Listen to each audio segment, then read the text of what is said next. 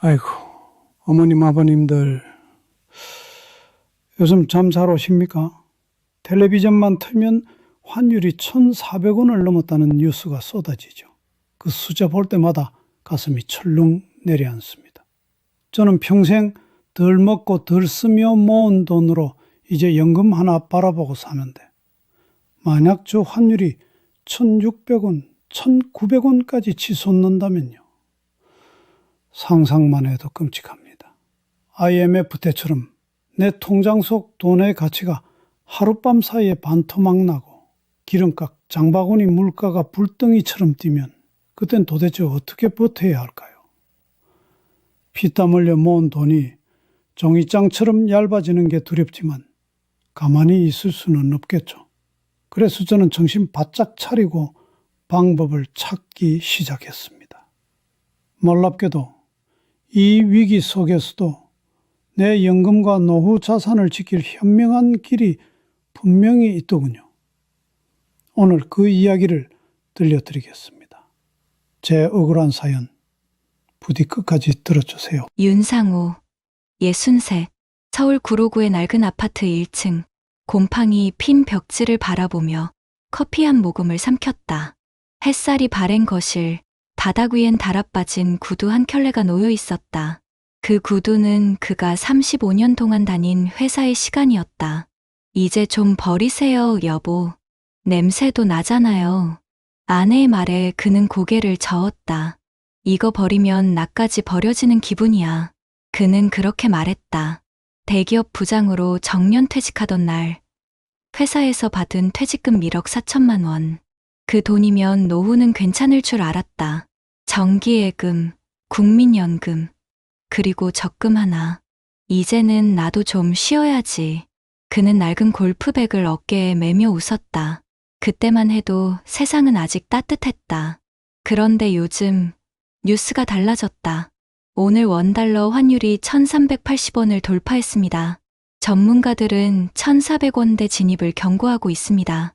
TV 자막을 보던 상우는 순간 손이 멈췄다. 1,400원이면 만약 1,600원까지 간다면 어떡하지?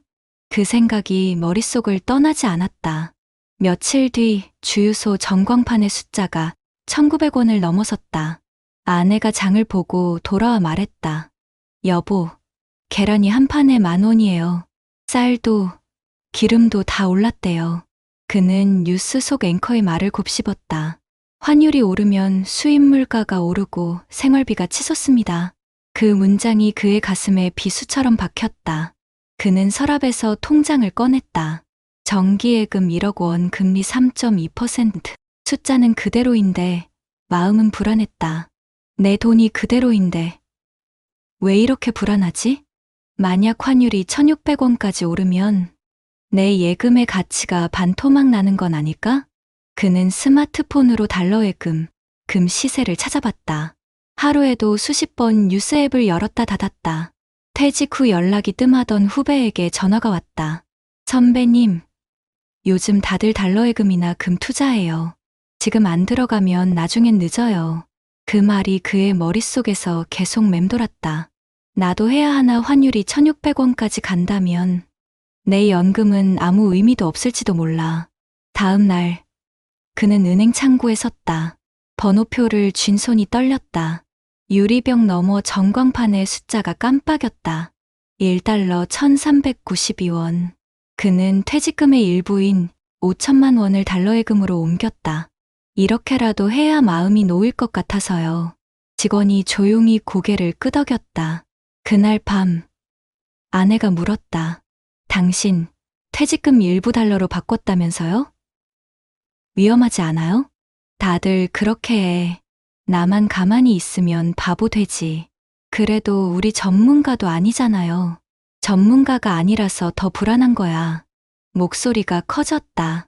그 순간 식탁 위 전등빛이 흔들렸다. 며칠 뒤 환율이 잠시 1,370원대로 떨어졌다. 그는 스마트폰으로 통장을 열었다.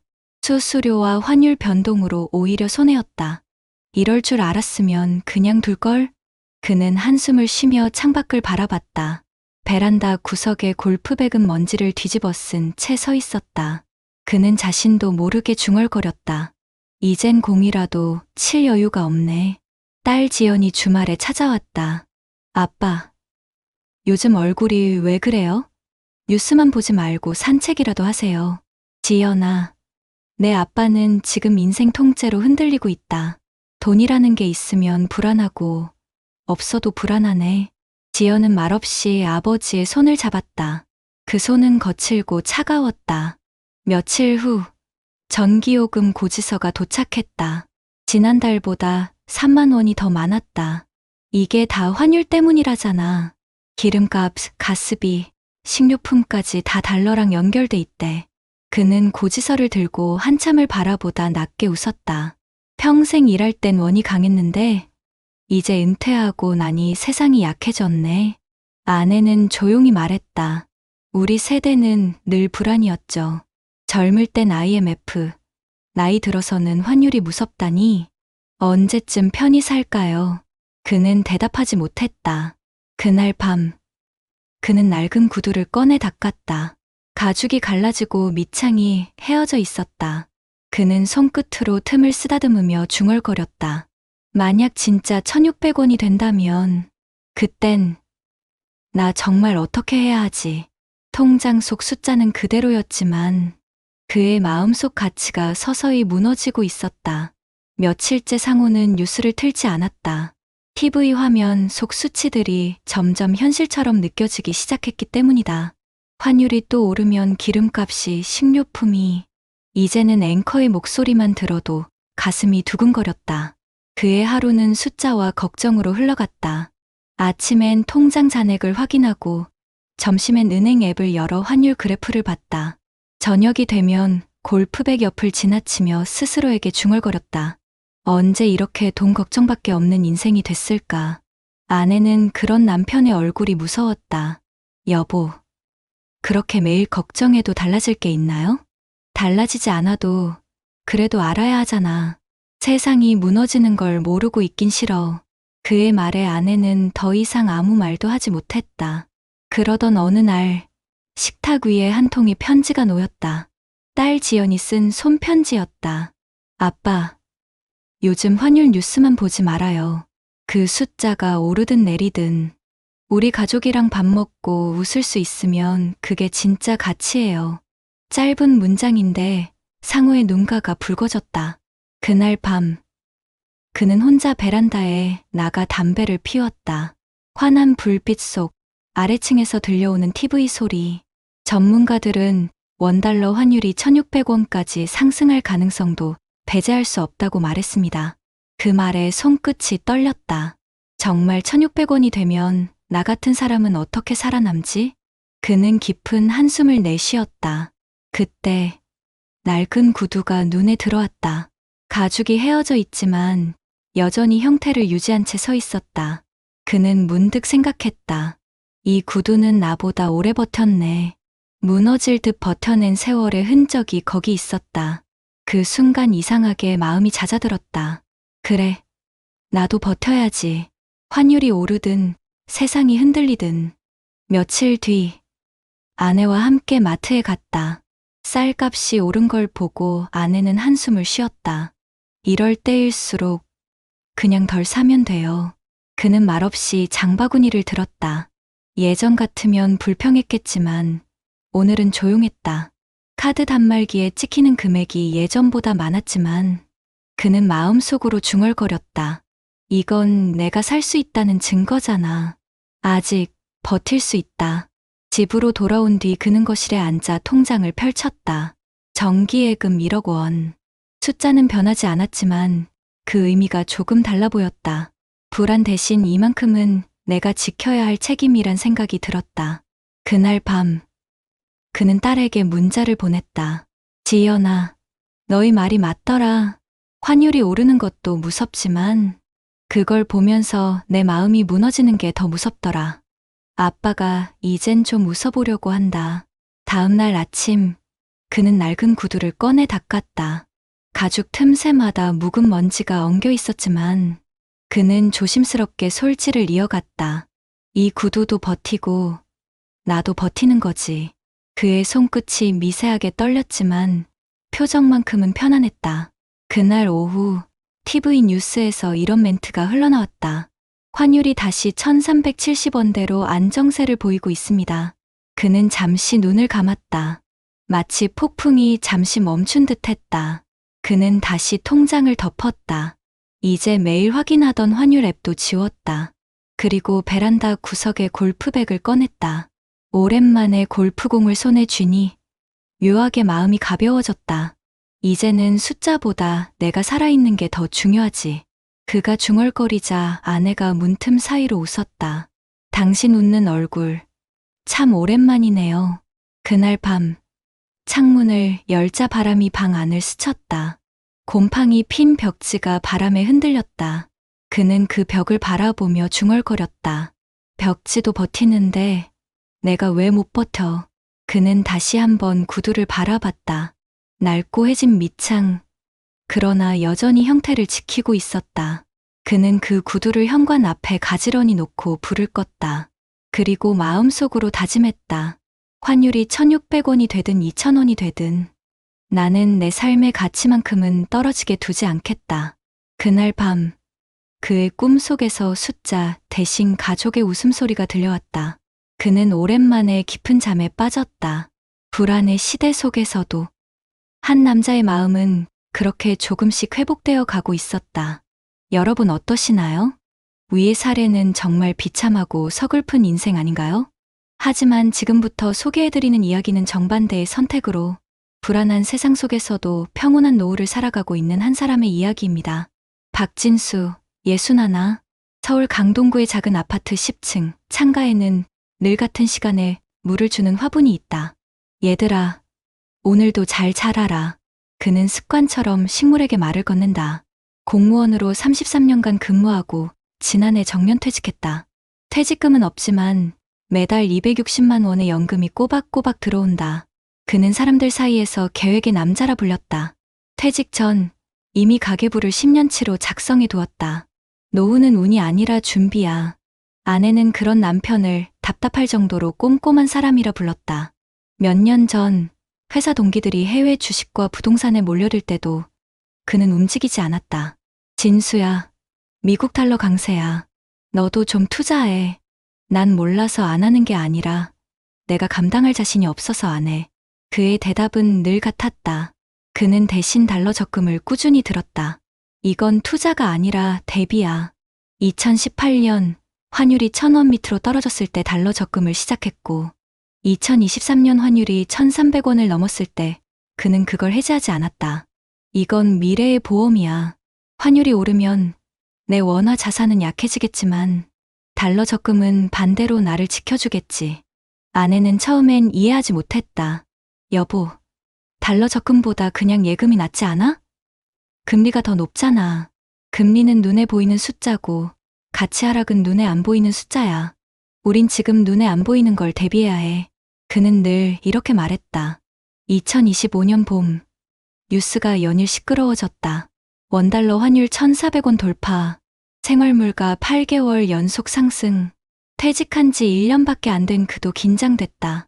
마트에 가면 식용유가 10,000원을 넘었고 전기요금 고지서엔 지난달보다 2만 원이 더 찍혀 있었다. 그러나 그는 놀라지 않았다. 그의 가계부 첫 장에는 이런 문장이 적혀 있었다. 물가가 오를 땐 소비를 줄이지 말고 구조를 바꿔라. 그는 가계부를 꺼내 아내와 함께 정리했다. 이제부터 외식은 한 달 2번만. 대신 집에서 식사할 땐 건강한 재료로. 커피값, 택시비 대신 우리 둘 다 대중교통 타요. 그는 자신 있게 말했다. 이럴 때일수록 생활의 중심을 바꾸면 돼. 줄이는 게 아니라 바꾸는 거야. 그의 집에는 늘 작은 가계부가 식탁 위에 놓여 있었다. 매일 저녁 그는 손목시계를 벗고 그 앞에 앉았다. 연금 입금일엔 감사 표시를, 지출일엔 메모를 남겼다. 오늘은 고등어를 사서 2번 먹었음. 물가가 올라도 나쁘지 않음. 그의 가계부는 일기장처럼 채워졌다. 그는 또 하나의 습관을 가지고 있었다. 정기점검의 날이라 부르는 매달 첫째 주 토요일. 그날엔 연금 수입, 지출, 보험, 그리고 달러 통장 잔액까지 모두 점검했다. 이건 불안의 해독제야. 그는 늘 말했다. 숫자를 확인할수록 마음은 오히려 편안해졌다. 그러던 어느 날 이웃이 찾아왔다. 형님, 요즘 환율 때문에 불안하지 않아요? 불안하지. 근데 불안하다고 뭐가 바뀌겠어? 준비한 만큼만 버티면 돼. 그는 웃으며 말했다. 그의 말투엔 조급함이 없었다. 그날 밤, 그는 TV 뉴스를 봤다. 전문가들, 환율 1600원 가능성 경고. 그 문장을 들으며 커피를 마셨다. 그래, 올 수도 있겠지. 하지만 그때를 위해 내가 이 통장을 만든 거잖아. 그는 달러 통장을 꺼내 천천히 넘겼다. USD 21,300달러. 숫자가 주는 안도감에 그는 조용히 웃었다. 이건 투자가 아니라 마음의 방패야. 아내가 물었다. 여보, 당신은 어떻게 이렇게 마음이 편해요? 그는 잠시 생각하다가 말했다. 세상은 늘 흔들리지. 근데 사람까지 흔들릴 필요는 없잖아. 밤이 깊었다. 창밖에서는 봄비가 내렸고 화분 잎사귀 위로 빗방울이 떨어졌다. 그는 물방울을 닦으며 중얼거렸다. 세상도, 돈도 결국은 순환하더라. 무너지는 건 세상이 아니라 준비하지 않은 마음이야. 그의 집은 조용했다. 하지만 그 고요함 속엔 불안보다 단단한 확신이 있었다. 그 확신은 한순간 만들어진 게 아니라 수십 년간 쌓아온 습관과 신념의 결과였다. 2025년 여름, 원달러 환율이 1,480원을 돌파했다는 뉴스가 연일 방송됐다. 1,600원까지 오를 수도 있다는 전문가의 경고에 사람들의 얼굴엔 불안이 짙게 드리워졌다. 퇴직한 공무원 박진수의 휴대전화에도 은행과 증권사 광고 문자가 쏟아졌다. 지금 달러 ETF로 자산 방어하세요. 환율 상승기엔 금 투자가 필수입니다. 하지만 그는 그 어떤 링크도 누르지 않았다. 그는 조용히 미소를 지었다. 이제야 다들 내가 했던 걸 따라하는구나. 그는 매일 아침 일어나면 커튼을 걷고 화분의 잎사귀를 바라보는 것으로 하루를 시작했다. 환율이 오르든 내리든 얘들은 변함없네. 그의 삶은 TV 속 숫자에 휘둘리지 않았다. 그가 그렇게 단단해진 건 단순히 돈이 많아서가 아니었다. 그는 이미 오래전에 돈은 지키는 것이 아니라 관리하는 것이라는 자신만의 원칙을 세워두었기 때문이다. 7월 초, 아내와 함께 장을 보러 갔을 때였다. 여보, 감자 한 봉지가 5,000원이에요.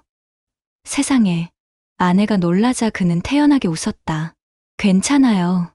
우리 작년에 감자 수미 품종 한 박스 저장해뒀잖아요. 이럴 때 먹으라고 보관한 거예요. 그 말에 아내가 피식 웃었다. 당신은 정말 예측 불허 세상에 대비된 남자야. 집에 돌아와서 그는 냉장고를 열고 말했다. 보세요. 여름엔 냉방비 절약, 겨울엔 난방비 절약, 불안할 땐 작은 절약이 제일 큰 방패예요. 그의 말투엔 확신이 있었다. 며칠 후 동네 친구 강석호가 찾아왔다. 진수야, 나 이번에 퇴직금으로 달러 샀는데 타이밍 잘못 잡은 것 같아. 이거 환율 떨어지면 어쩌냐? 진수는 차를 내오며 웃었다. 석호야, 우리가 평생 일하면서 배운 게 있잖아. 불안할 때 움직이면 항상 늦는 거야. 그럼 넌 아무것도 안 해? 아니, 난 이미 몇 년 전부터 해뒀지. 그땐 다들 비웃었지만 지금은 그게 나를 지켜주고 있어. 강석호는 한참을 말없이 고개를 끄덕였다. 진수의 거실엔 작고 오래된 손목시계 하나가 걸려 있었다. 퇴직식 날, 학교 후배들이 선물해준 시계였다. 그 시계는 1초에 한 번씩 딱딱 소리를 냈다. 그 리듬처럼 그의 삶도 일정했다. 크게 버는 일도, 급하게 잃는 일도 없었다. 그날 저녁, 그는 신문을 펼쳤다. 환율 급등으로 서민 물가 부담 가중 연금생활자 이중고. 그는 신문을 접고 천천히 말했다. 이럴 줄 알았지. 그래서 준비했잖아. 아내가 물었다. 여보, 당신은 불안하지 않아요? 불안하지 않다기보다 불안을 다뤄본 사람이야. 돈의 흐름은 막을 수 없지만 마음의 방향은 내가 정할 수 있잖아. 그날 밤, 그는 서랍에서 가계부를 꺼냈다. 가계부 맨 마지막 장에는 그가 10년 전 써둔 문장이 있었다. 노후란 돈으로 버티는 게 아니라 마음으로 버티는 것이다. 그는 그 문장 밑에 연필로 한 줄을 더 적었다. 그리고 그 마음은 준비해서 생긴다. 며칠 뒤 그의 딸이 찾아왔다. 아빠, 요즘 뉴스 보면 다들 불안해하던데 아빠는 하나도 걱정 안 돼요? 걱정은 되지. 하지만 내가 할 수 있는 건 이미 다 했으니까. 이젠 내가 준비한 만큼만 살아볼 거야. 딸은 고개를 끄덕이며 말했다. 그래서 엄마랑 아빠가 요즘 그렇게 평온하셨구나. 저녁 무렵 부부는 베란다에서 커피를 마셨다. 창밖에는 붉은 노을이 번지고 있었다. 멀리서 아이들 웃음소리가 들려왔다. 그는 천천히 커피잔을 내려놓으며 말했다. 사람들은 다들 돈이 있어야 편하다고 말하지만 난 마음이 편해야 돈이 지켜진다고 생각해. 아내는 조용히 그의 손을 잡았다. 며칠 후 뉴스 자막이 또 떠올랐다. 환율 다시 1420원대로 상승. 그는 더 이상 놀라지 않았다. 그의 통장엔 여전히 연금이, 달러 통장엔 작은 숫자가 있었다. 하지만 그보다 더 든든한 건 그가 쌓아온 습관과 원칙이었다. 그날 밤, 그는 창문을 닫으며 중얼거렸다. 세상은 언제나 흔들리지. 하지만 나만큼은 내 자리에서 평온하게 살면 돼. 그리고 불을 끄기 전 손목 시계를 한 번 더 바라봤다. 딱, 딱. 시간은 여전히 흐르고 있었고 그의 삶은 그 속에서 잔잔히 빛났다. 아침이 밝았다. 그는 화분에 물을 주며 말했다. 오늘 환율이 오르든 내리든 내 하루는 변함없다. 왜냐면 난 이미 내 노후의 주인으로 살고 있으니까. 햇살이 창가를 비췄다. 그의 화분은 한층 더 푸르게 자라 있었다. 그 잎사귀처럼 그의 노후도 단단히 뿌리내리고 있었다. 여러분, 우리가 이야기를 듣다 보면 이런 생각이 드실 겁니다. 도대체 환율이 오르면 내 생활비나 노후 준비에는 얼마나 영향을 줄까? 실제로 우리나라의 여러 연구를 보면 원화 가치가 떨어지고 환율이 오를 때 물가 전반이 흔들리는 현상이 꾸준히 관찰되고 있습니다. 한 연구에서는 환율이 10% 상승할 경우 수입 물가는 약 7% 이상 오르고 생산자 물가는 약 2%, 소비자 물가는 약 1% 넘게 상승하는 것으로 나타났습니다. 즉, 해외에서 들어오는 원자재나 식료품 가격이 먼저 오르고 그것이 공장 생산비와 운송비를 밀어 올리며 결국 우리가 사는 물건의 가격까지 영향을 미치는 구조라는 뜻입니다. 또 다른 국내 분석에서는 환율 변동률이 10%포인트 상승할 때 1년 동안 소비자 물가가 약 0.4% 이상 오르는 효과가 있는 것으로 확인되었습니다. 이 중 3개월 내 단기 영향이 약 0.2%, 이후 1년까지 누적 효과가 0.2% 정도 추가로 발생해 환율이 높은 수준으로 유지될수록 물가 압박이 길어질 수 있다는 결론이었습니다. 특히 환율이 장기간 높게 머물면 처음에는 가격을 올리지 못하던 기업들까지 점차 제품값을 올리기 때문에 장기적으로 서민 생활비에 더 깊게 스며드는 경향이 있다는 분석도 함께 제시되었습니다. 이러한 결과를 보면 우리가 가정한 환율이 1,600원이 된다면 이라는 상황이 결코 허황된 상상이 아니라는 사실을 알 수 있습니다.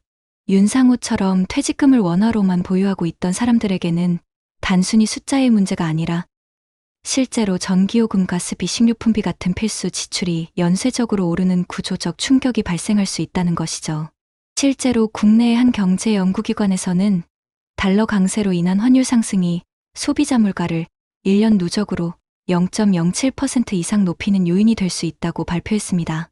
또 원자재 가격과 같은 국내 요인이 겹칠 경우 이 상승폭은 0.1%를 넘어설 수 있다고 지적했습니다. 즉, 수입 원가 상승과 내수 물가 상승이 동시에 일어나면 그 부담은 고스란히 가계로 전가되는 구조라는 뜻입니다. 세계적인 연구들도 비슷한 흐름을 보여줍니다. 여러 나라를 비교 분석한 결과 환율이 오를수록 물가가 오르는 전가율은 나라별 경제 구조와 수입 의존도에 따라 달라지지만 에너지와 식료품 수입 비중이 큰 나라일수록 그 영향이 크게 나타났습니다. 한국처럼 에너지 자급률이 낮고 수입 원자재에 의존하는 경제 구조에서는 환율이 10% 오를 때마다 생활비 부담이 체감적으로 2배 이상 커질 수 있다는 추정치도 있습니다. 실제로 우리나라의 에너지 수입 의존도는 95%를 넘습니다. 이런 구조 속에서 환율 상승은 곧 전기요금과 가스비, 주유비 상승으로 직결됩니다. 2024년 한 해 동안만 봐도 환율 상승과 유가 상승이 겹치면서 서울의 평균 난방비와 교통비가 전년 대비 8% 이상 늘었다는 통계도 있습니다. 이처럼 환율이 오를 때마다 가장 먼저 타격을 받는 건 대기업이 아니라 매달 고정비를 내야 하는 일반 가정입니다. 특히 노년층에게 환율 상승은 단순한 경제 지표 이상의 의미를 가집니다. 국민연금이나 공무원 연금처럼 원화로 지급되는 소득은 물가 상승기에 체감 가치가 줄어들기 때문입니다. 정부는 매년 소비자 물가 상승률을 반영해 연금액을 조정하고 있지만 실제 체감 시차가 존재합니다. 물가가 급등한 해에는 연금 인상률이 제때 따라가지 못해 은퇴자들이 일시적으로 실질 구매력 하락을 겪는다는 조사 결과도 나왔습니다. 특히 환율 상승이 장기화되면 외식비, 교통비, 의료비 등 고령층이 자주 사용하는 항목의 부담이 집중적으로 커지는데 이 부분은 통계청 가계동향 조사에서도 이미 확인되고 있습니다. 이런 점에서 박진수처럼 달러, 자산과 원화 자산을 적절히 분산하고 생활비 구조를 미리 조정한 사람의 선택은 단순히 투자 감각이 좋았다는 차원을 넘어섭니다. 경제 구조상 피할 수 없는 환율 영향에 대응하기 위해 스스로 방패를 만들어 둔 셈이죠. 통계적으로 봐도 환율 불황기에 달러, 예금이나 금, 물가 연동 자산을 보유한 가계의 실질 자산 손실률은 그렇지 않은 가계보다 20%가량 낮았다는 조사도 있습니다. 또한 가계부를 꾸준히 기록하거나 생활비를 미리 시뮬레이션한 사람일수록 환율 변동에 따른 불안감 지수가 절반 이하로 떨어진다는 심리 연구 결과도 보고된 바 있습니다. 결국 이 모든 숫자들이 말해주는 건 단순합니다. 환율은 숫자지만 그 숫자가 우리 삶에 미치는 영향은 매우 현실적이라는 것입니다. 통장 속 금액은 그대로여도 물가가 오르면 실제 구매력은 줄어듭니다. 환율이 오르면 돈의 값이 떨어지고 물건의 값은 오릅니다. 그리고 그 사이에서 무너지는 건 마음의 여유입니다. 통계와 연구들이 보여주는 건 두려움을 부추기려는 게 아닙니다. 우리가 지금 이 순간 얼마나 구조적으로 불안한 시대를 살고 있는지를 알려주는 경고이자 동시에 대비가 필요한 이유를 숫자로 보여주는 거죠. 환율이 오르면 세상은 흔들리지만 그 흔들림 속에서도 준비된 사람만이 자신을 지켜낼 수 있습니다. 자, 지금까지 우리는 환율이 급등할 위험 앞에서 무너진 사례와 대비해 지혜롭게 버틴 사례를 보았습니다.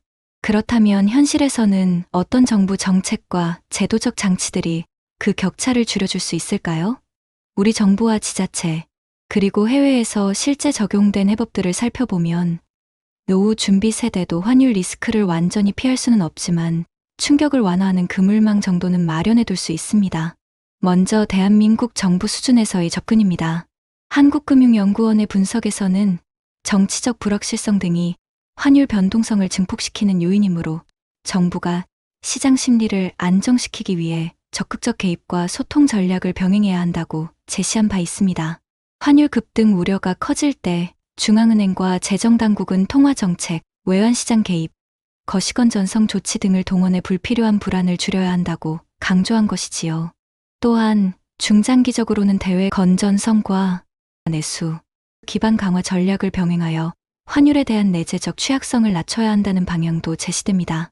정부는 이미 한국은행과 함께 외환전산망과 외환정보 집중 체계를 운영하며 자본 유출입과 외환 흐름을 면밀히 감시하는 제도를 갖추고 있습니다. 이런 제도는 급격한 외환 흐름 변화에 대응할 여지를 마련해주는 방어선입니다. 지자체 수준, 즉 지방정부나 광역자치단체 차원에서도 할 수 있는 정책들이 있습니다. 예컨대 일부 지자체는 노년층 생활비 보조금 확대, 전기난방비 지원, 기초의료비 경감 사업 등을 통해 물가 충격을 완화하는 역할을 할 수 있습니다. 예를 들어 특정 시군구에서는 연령별 에너지 바우처 제도를 운영해 난방전기, 요금 일부를 보조해주고 혹은 저소득 노인에겐 월간 생활비 보조금을 지급하는 방식이 이미 일부 시행되고 있습니다. 이런 보조 체계가 환율 상승으로 인한 에너지 수입품, 가격 폭등의 직격탄을 어느 정도 막아주는 안전 쿠션 역할을 할 수 있습니다. 또 농산물 직거래 장터 확대, 지역 농산물 소비 장려 정책, 지역 공동 구매 프로그램을 운영해 식료품 가격 상승 압박을 지역 단위에서 덜어주는 정책도 가능합니다. 그뿐 아니라 정부나 지자체가 환율 리스크를 완화할 수 있는 제도적 장치를 미리 마련해 두는 것도 중요합니다. 예컨대 공공기관이나 지방정부가 구매 계약을 체결할 때 수입 원자재 또는 부품 가격 변동을 감안해 달러 가격지수 연동 조항을 계약서에 포함시키는 방식이 있습니다. 해외에서는 여러 나라가 이를 활용해 인프라 사업이나 건설 사업 등에서 외환 리스크를 분산하려는 조항을 삽입하곤 합니다. 예컨대 일부 개발도상국에서는 민관합작사업 PPPC 공사비 또는 유지관리비 일부를 외화 지수 연동 조건으로 계약해 화폐 가치 변동 부담을 사업자와 정부가 분담하는 구조를 취하기도 합니다. 또한 정부는 공적 기금 일부를 환해지용 펀드로 구성해 외환 충격이 클 경우 시장에 유동성을 공급하거나 안정화 개입을 할 수 있는 예비력을 유지하는 방식을 고려할 수 있습니다. 국제금융 논문에서는 개발도상국 수준에서 외환 리스크 관리를 위한 공공부채 포트폴리오 내환 해지 프로그램이 안정화 수단으로 활용될 수 있다는 제안이 있습니다.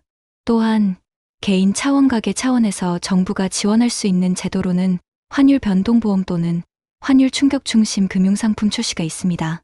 예를 들어 정부 보증을 일부 포함한 원화 가치 하락 보호를 위한 금융상품을 은행이나 보험사와 협업해 출시할 수 있고, 이를 노년층에게 일정 부분 할인 또는 보조금을 붙여 제공하는 방식입니다. 이러한 상품이 보급되면 윤상호처럼 불안에 휩싸여 무작정 달러로 몰리는 잘못을 줄일 수 있는 선택지가 생기는 거죠. 해외 사례를 보면 비슷한 환율 리스크를 겪는 국가들은 다양한 제도를 운용해 왔습니다. 한 예로 몇몇 라틴 아메리카 국가들은 공공인프라 프로젝트에서 계약 조항 일부를 외화 지수 연동 조건으로 하여 화폐 가치 하락 시 정부가 일부 책임을 지는 구조를 도입했습니다.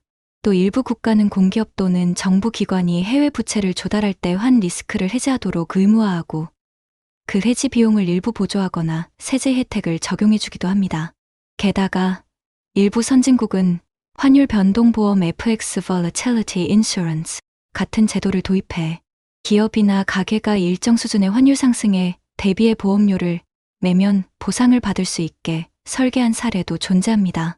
또한 해외에서는 정부가 국민에게 외환 리스크 교육 프로그램을 운영하거나 금융교육 확대를 통해 환율 충격의 예측 가능성을 공유하는 방식도 활발히 쓰이고 있습니다. 이 모든 제안들을 합쳐보면 노후 준비 세대가 직면할지 모를 환율 리스크는 개인의 노력만으론 감당하기 어렵습니다. 정부는 시장 안정과 제도적 방어벽을 구축해야 하고, 지자체는 생활비 충격 완충책을 마련해야 하며, 해외에서 검증된 제도들을 참조해 국민이 선택할 수 있는 금융 안전망을 더 촘촘히 갖춰야 합니다. 만약 이런 정책과 제도가 제대로 작동한다면 윤상우처럼 무너지는 사람을 줄이고 박진수처럼 평온한 삶을 누리는 사람이 더 많아질 수 있습니다. 환율은 변동하지만 제도와 정책이 받침이 된다면 그 흔들림 속에서도 국민의 노후는 조금 더 단단해질 수 있는 것이죠. 바람이 불면 나무는 흔들리지만 그 뿌리는 더 깊어지고, 비가 내리면 꽃은 졌지만 그 향기는 오히려 멀리 퍼진다. 인생의 환율이 오르내려도 마음의 가치만은 떨어지지 않기를. 여러분, 오늘 우리는 두 사람의 이야기를 들었습니다. 한 사람은 불안에 흔들리며 밤을 지새웠고, 다른 한 사람은 준비와 원칙으로 평온을 지켰습니다.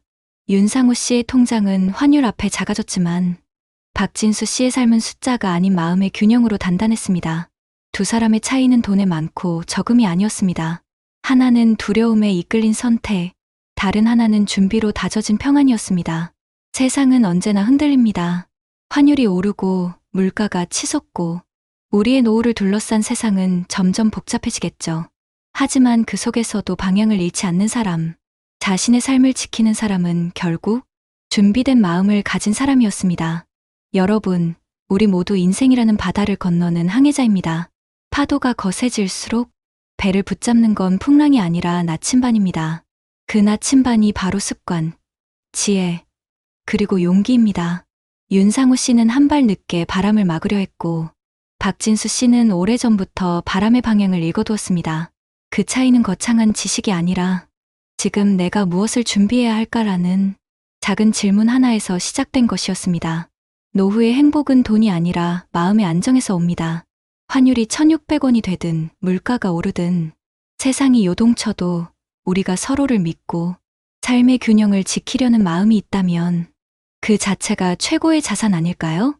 지금 화면 앞에서 이 영상을 보고 계신 우리 50대, 60대, 70대 시청자 여러분, 혹시 오늘도 통장 잔액을 보며 한숨 쉬셨나요? 뉴스 속 숫자들에 가슴이 철렁 내려앉으셨나요? 괜찮습니다. 우리가 살아온 세월이 그 어떤 통계보다 강했고 그 어떤 환율보다 값졌습니다. 이제는 조금만 시선을 바꿔보세요. 돈이 나를 지켜주는 게 아니라 내가 돈을 다스리는 삶으로, 불안에 지배당하기보다 준비된 마음으로 내일을 맞이하는 삶으로, 윤상우처럼 후회하지 않으려면 박진수처럼 버티는 습관을 길러야 합니다. 노후란 멈춤이 아니라 두 번째 인생의 출발선입니다. 그 시작점에서 우리가 해야 할 일은 단 하나, 오늘을 헛되이 보내지 않는 것. 작은 절약, 작은 투자, 작은 나눔, 그 모든 게 내일의 방패가 되어줄 겁니다. 이제는 이렇게 말하고 싶습니다. 돈이 많아서 행복한 게 아니라 불안이 적어서 행복하다. 세상은 흔들리지만 준비된 사람은 끝내 무너지지 않습니다. 그건 통장의 숫자가 아니라 삶의 태도에서 비롯된 진짜 가치이기 때문이죠. 여러분, 오늘 이야기를 들으며 혹시 마음이 무거우셨다면 그건 아직 우리 안에 바꾸고 싶은 용기가 있다는 뜻입니다. 지금부터라도 늦지 않았습니다. 생활을 조금 바꾸고 습관을 조금 고치고 마음을 조금 단단히 묶어두면 됩니다. 인생의 환율은 우리가 바꿀 수 없지만 마음의 환율은 우리가 정할 수 있습니다. 내 하루를 가치 있게 쓰는 순간, 그 자체가 이 시대의 가장 높은 이율입니다. 오늘도 흔들리는 세상 속에서 여러분의 삶이 잔잔히 빛나길 바랍니다. 그리고 언젠가 우리 모두가 박진수 씨처럼 환율이 오르든 내리든 내 삶은 변함없다고 미소 지을 수 있길 바랍니다. 그날까지 당신의 노후가 흔들림 없는 평안이 되길 응원하겠습니다. 자식들 다 키워놓고 이제 좀 허리 펴고 사나 싶었는데 세상 물가가 왜 이렇게 무섭게 오르는지 모르겠습니다. 그렇죠. 병원 뒤에 각종 요금 고지서만 보면 가슴이 덜컥 내려앉는다는 분들이 많으세요. 이 나이에 돈 때문에 자식들한테 아쉬운 소리 하기는 싫은데 다들 마음속으로 이런 생각 한 번쯤 해보셨을 겁니다. 남들한테는 따뜻하게 살아온 것처럼 보여도 밤에 잠 못 들고 통장 잔고 걱정하시는 우리 어르신들이 참 많으세요. 우리가 악착같이 돈을 안 써서 가난한 게 아닙니다. 나도 모르게 돈이 줄줄 새어나가는 구멍이 있기 때문이에요. 그 구멍만 잘 막아도 우리 노후가 훨씬 든든해질 수 있습니다. 오늘 제가 그 구멍의 정체, 우리 지갑을 얇게 만드는 3가지 함정에 대해 확실하게 알려드리겠습니다. 요즘 저를 찾아오시는 50대, 60대 분들이 다들 비슷한 하소연을 하십니다. 오늘 잠시만 귀한 시간 내셔서 내 돈을 지키는 지혜를 얻어가시는 건 어떠실까요? 오늘 아는 지혜 하나다. 내일 내야 할 쌈짓돈 10만 원을 막아줄 수 있습니다. 억울하게 돈 새는 이야기 제가 속 시원하게 해결해 드릴 테니 채널 돌리지 마시고 끝까지 함께 해주십시오. 오늘 제가 들려드릴 이야기는요. 서울 강서구의 한 아파트에서 평생을 성실하게 살아오신 63살 우리네 아버지의 이야기입니다. 이름은 김도연. 지금부터 제가 도연이 형님이라고 부르겠습니다. 저녁 밥상이었어요. 아내가 차려준 김치찌개가 보글보글 끓고 있었지만 도연이 형님은 숟가락 들 생각도 못하고 한숨만 푹 내쉬고 있었죠. 그 양반 손에 들려있던 건 속이 텅 비어버린 낡은 지갑 하나였습니다. 지갑이 참 오래됐더라고요. 손때가 묻어 반질반질해진 가죽, 안쪽은 누렇게 색까지 발해 있었습니다. 한때는 두툼한 현금과 신용카드로 빵빵했던 그 지갑이 지금은 어찌나 얄팍한지 마치 바람 빠진 풍선 같았다고 합니다. 우리 도연이 형님이 어떤 분이셨냐 하면요. 중견기업에서 자그마치 30년을 넘게 청춘을 바친 분입니다. 매일 새벽 6시면 칼같이 일어나서 넥타이를 메고 콩나물시루 같은 지하철에 몸을 싣고 출근하던 그야말로 이 시대의 성실한 가장 그 자체였죠. 회사에서도 김 부장 하면 모르는 사람이 없었습니다.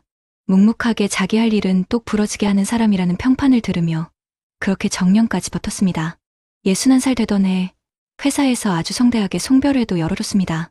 후배들이 주는 꽃다발을 받아들고 퇴직금 1억 6천만 원이 치킨 통장을 손에 쥐었을 때 그때만큼은 정말 세상을 다 가진 것 같았다고 합니다.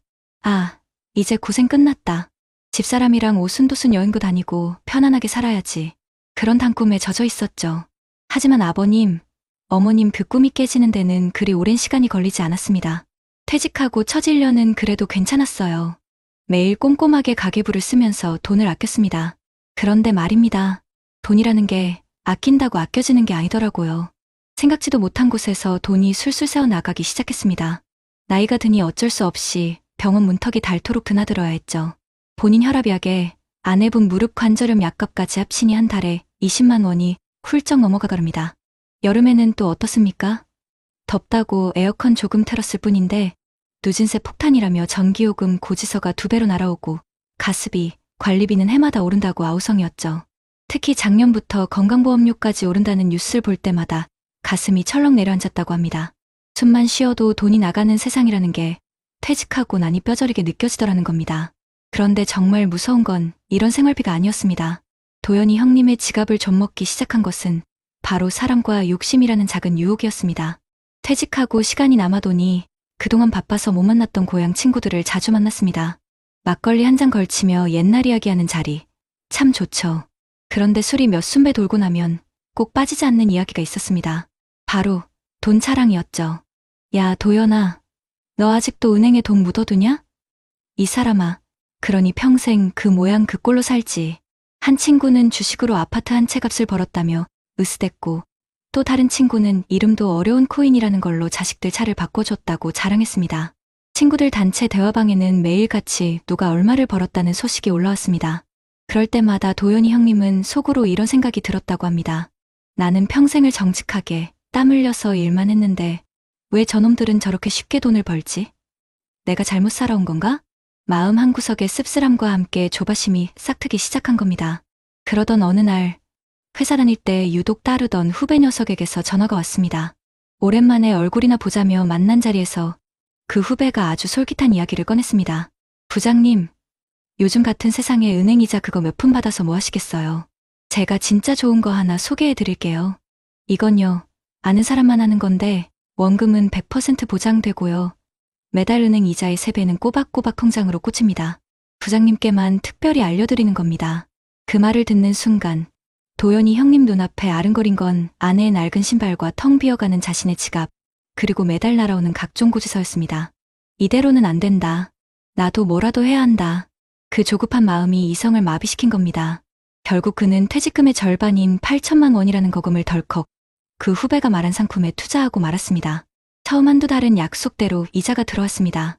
그래, 이거다 싶었죠. 하지만 석 달째부터 이자는 감감무소식이었고 후배 녀석은 전화를 받지 않기 시작했습니다. 그제야 도연이 형님은 자신이 사기를 당했다는 걸 깨달았습니다. 하늘이 무너지는 것 같았죠. 하지만 아내에게는 차마 이 실직과의 용기가 나지 않았습니다. 그저 혼자 속으로 끙끙 앓기 시작했습니다. 아내 박정희 씨는 남편이 이상하다는 걸 금방 눈치챘습니다. 평생 카드를 쓰던 사람이 자꾸 현금을 찾아오고 밤마다 잠 못 이루고 뒤척이는 날이 많아졌거든요. 여보, 당신 무슨 일 있어요? 왜 자꾸 카드값은 밀리고 그래요? 돈은 다 어디다 쓰는 거예요? 아내가 걱정스레 물을 때마다 도연이 형님은 늘 거짓말로 둘러댔습니다. 아니야, 그냥 요즘 경조사가 많아서 그래. 걱정하지 마. 그러던 어느 날 사건이 터지고 말았습니다. 아내가 우편함에서 날아온 신용카드 명세서를 무심코 뜯어본 겁니다. 거기에는 아내 몰래 친구들과 어울렸던 술값, 밥값, 심지어는 폼 좀 잡고 싶어서 따라다녔던 골프 연습장 비용까지 빼곡히 찍혀 있었습니다. 사기당한 돈을 만회해보려는 초조한 마음에, 그리고 퇴직 후 위축된 자신을 감추고 싶은 마음에 엉뚱한 곳에 돈을 쓰고 다녔던 겁니다. 그날 저녁 부부의 집에서는 고성이 오갔습니다. 당신, 이게 다 뭐야? 내가 평생 허리띠 졸라매고 아끼고 산 이유가 뭔데? 그 많던 퇴직금 다 어디다 팔아먹은 거냐고. 아내의 목소리는 울음과 분노로 뒤섞여 터져나왔습니다. 나도 사람이야. 평생 회사에 충성했으면 이제 나도 좀 숨 좀 쉬고 살면 안 돼? 내가 당신한테 뭘 그렇게 잘못했는데? 도연이 형님의 목소리는 변명처럼 작아졌지만 그 맘속은 텅 빈 지갑처럼 허망하고 비참했습니다. 퇴직 2년 차, 도연이 형님의 삶은 걷잡을 수 없이 망가져갔습니다. 카드값은 연체되기 시작했고 아내는 반찬값을 아끼겠다며 시장 가는 횟수를 줄였습니다. 냉장고는 텅 비어갔고 부부는 전기요금 고지서 한 장을 앞에 두고도 서로 눈치만 봐야 하는 사이가 되어버렸습니다. 무엇보다 가슴 아팠던 건 금지옥여 피웠던 자식들과의 관계마저 틀어졌다는 겁니다. 어렵게 용기를 내어 아들에게 전화를 걸면 싸늘한 목소리가 수화기 너머로 날아왔습니다. 아버지, 또 돈 얘기하시려는 거 아니죠? 저도 힘들어요. 딸은 아이의 전화를 피하기 시작했습니다. 돈 이야기를 꺼내는 순간 그는 더 이상 존경받는 아버지가 아니었습니다. 그저 자식들에게 손 벌리는 짐이 되어버렸다는 걸 깨달았을 때 도연이 형님은 온몸의 피가 차갑게 식는 것 같았다고 합니다. 깊은 밤, 잠 못 이루는 도연이 형님은 습관처럼 낡은 지갑을 열어봅니다. 하지만 그 속에는 텅 빈 공간과 달아빠진 가죽만이 그를 맞이할 뿐이었습니다. 마치 그 텅 빈 지갑이 내가 평생을 바쳐 쌓아올린 인생이 고작 이거냐? 하고 비웃는 것만 같았습니다. 돈이라는 것은 참 무섭습니다. 그것은 단순한 종이 조각이 아니라 한 사람의 본성을 드러내고 가족의 사랑에 금이 가게 하고 평생을 지켜온 자존감마저 송두리째 무너뜨리는 힘을 가지고 있었던 겁니다. 하지만 아버님, 어머님 이게 김도연 씨 몰락의 끝이 아니었습니다. 안타깝게도 이건 이제 겨우 시작이었을 뿐입니다. 도연이 형님의 몰락은 거기서 멈추지 않았습니다. 퇴직 3년 차가 되자 상황은 더욱 악화됐습니다. 그토록 자랑스러웠던 아파트 관리비조차 제때 내지 못해 경비실에서 독촉장이 붙기 시작했습니다. 집 현관문 앞에 놓인 그 하얀 종이가 이웃들의 눈에 띌까 두려워 아내는 새벽마다 몰래 치워야 했습니다. 그 작은 종이 한 장이 이 집안의 체면을 산산이 부수고 있었던 겁니다. 더 이상 감출 수 없었던 어느 날, 결국 아내는 진실을 알게 됐습니다. 8천만 원이라는 거금을 잃었다는 사실. 아내의 무릎은 주저앉았고 손으로 얼굴을 감싸준 채 한참을 울었습니다. 내가 그동안 얼마나 아껴서 살았는데 당신은 도대체 왜 그랬어? 왜 내게는 말도 안 하고. 그날 밤, 부부 사이에는 깊고도 차가운 벽이 생겼습니다. 같은 집에 있어도 서로 눈을 마주치지 않았고 밥상에 마주 앉아도 숟가락 소리만 가득했죠. 무엇보다 견디기 힘든 건 자식들의 태도였습니다. 큰아들은 전화를 받을 때마다 짜증 섞인 목소리로 말했습니다. 아버지, 솔직히 말씀드릴게요. 저도 애들 키우느라 빠듯해요. 제발 돈 얘기는 꺼내지 마세요. 딸은 아예 집에 오지 않았습니다. 몇 달째 얼굴조차 보지 못한 채 그저 문자 한 줄로 안부만 전했습니다. 가장으로서의 자존심은 이미 산산조각 났습니다. 한때는 든든한 울타리였던 아버지가 이제는 자식들에게 부담으로 여겨진다는 사실. 그 현실은 도연이 형님의 가슴을 매일같이 찢어놓았습니다. 밤마다 그는 책상 서랍을 열어 지갑을 꺼내 들었습니다. 그 지갑은 여전히 비어 있었고 마치 검은 구멍처럼 그의 마음까지 집어삼키는 듯했습니다. 나는 평생을 정직하게 살아왔는데 왜 내 마지막은 이렇게 초라해야 하는가. 스스로를 탓하며 눈물을 훔치는 날이 점점 늘어갔습니다. 그러던 어느 날 오래된 회사 동료 한 명이 찾아왔습니다. 다 쓰러져가는 얼굴을 보고는 묵묵히 술 한 잔을 건네더니 이렇게 말했습니다. 도연아, 내가 무너진 건 돈 때문만이 아니야.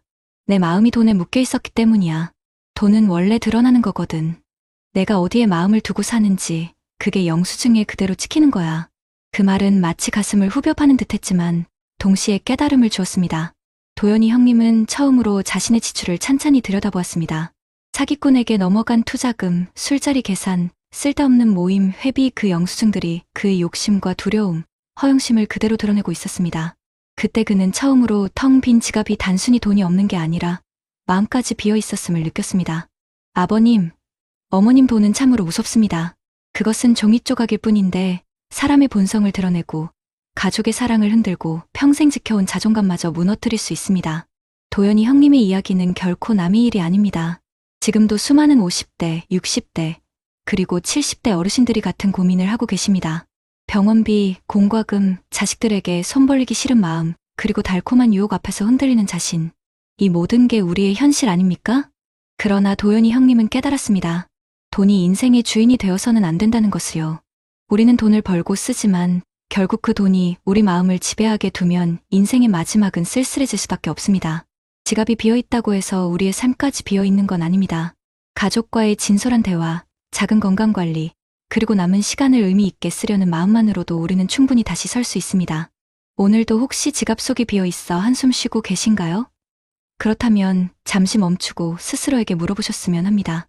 나는 지금 무엇을 위해 돈을 쓰고 있나? 그리고 그 돈이 내 마음을 어디로 끌고 가고 있나?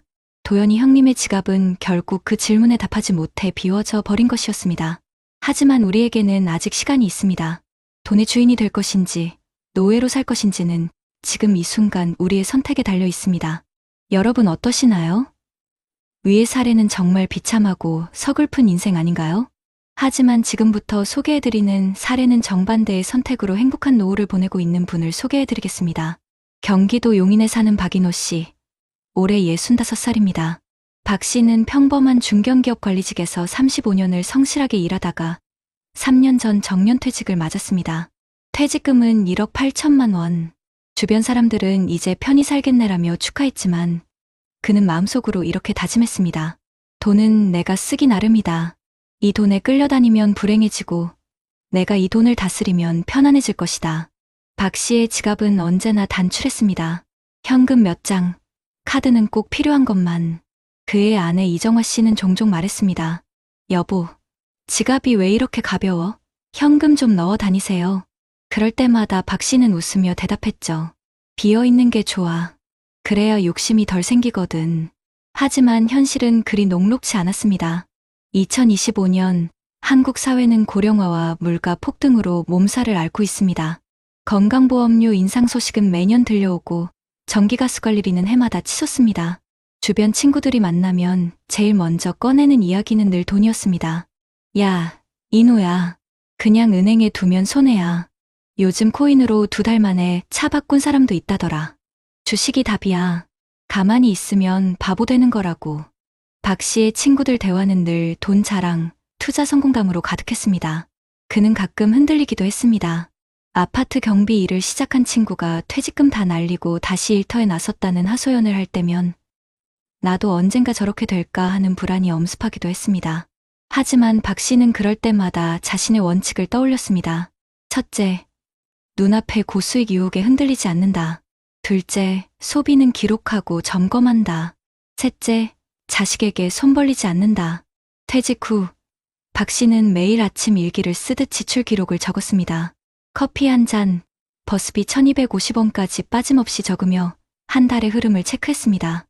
아내가 물었습니다. 그렇게까지 해야 해요? 너무 빡빡하게 사는 거 아니야? 박 씨는 웃으며 대답했습니다. 이게 빡빡하게 사는 게 아니야. 내가 어디에 마음을 두고 사는지 알게 해주는 거지. 영수증은 거짓말을 하지 않았습니다. 지출 내역을 모아놓고 보면 가족과 식사한 비용, 손주에게 사준 장난감, 아내와 함께 간 서점에서 산책값이 가장 많았습니다. 그것을 본 아내는 말했습니다. 여보, 우리 돈 쓰는 데는 후회가 없네. 그때 박 씨는 속으로 다짐했습니다. 그래, 이게 내가 살아온 방식이고 앞으로 살아갈 방식이구나. 문제는 건강이었습니다. 작년 건강검진에서 박 씨는 당뇨 초기 진단을 받았습니다. 의사는 지금부터라도 운동을 꾸준히 하지 않으면 약값과 치료비가 눈덩이처럼 불어날 수 있다고 경고했습니다. 이 위기는 그를 더욱 단단하게 만들었습니다. 매일 아침 그는 단지 앞 공원에서 빠지지 않고 1시간씩 걷기 운동을 했습니다. 처음엔 허리가 뻐근하고 무릎이 시큰거렸지만 어느새 함께 걷는 동네 친구들이 생기면서 운동은 즐거움이 되었습니다.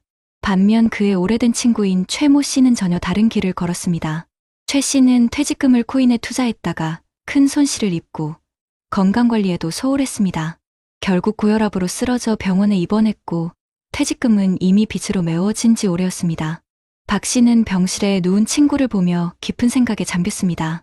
퇴직금은 인생의 보너스지 도박판의 씨앗이 아니구나. 나는 절대 저 길로 가지 않겠다. 무엇보다 박 씨의 가장 큰 자산은 가족이었습니다. 아내와는 매일 작은 이야기를 나누며 살았습니다. 오늘 장에서 무슨 채소가 쌌는지, 손주가 유치원에서 무슨 노래를 배웠는지, 가끔 아들이 아버지 힘드시면 저희가 보태드릴게요라고 말하면 그는 단호하게 대답했습니다.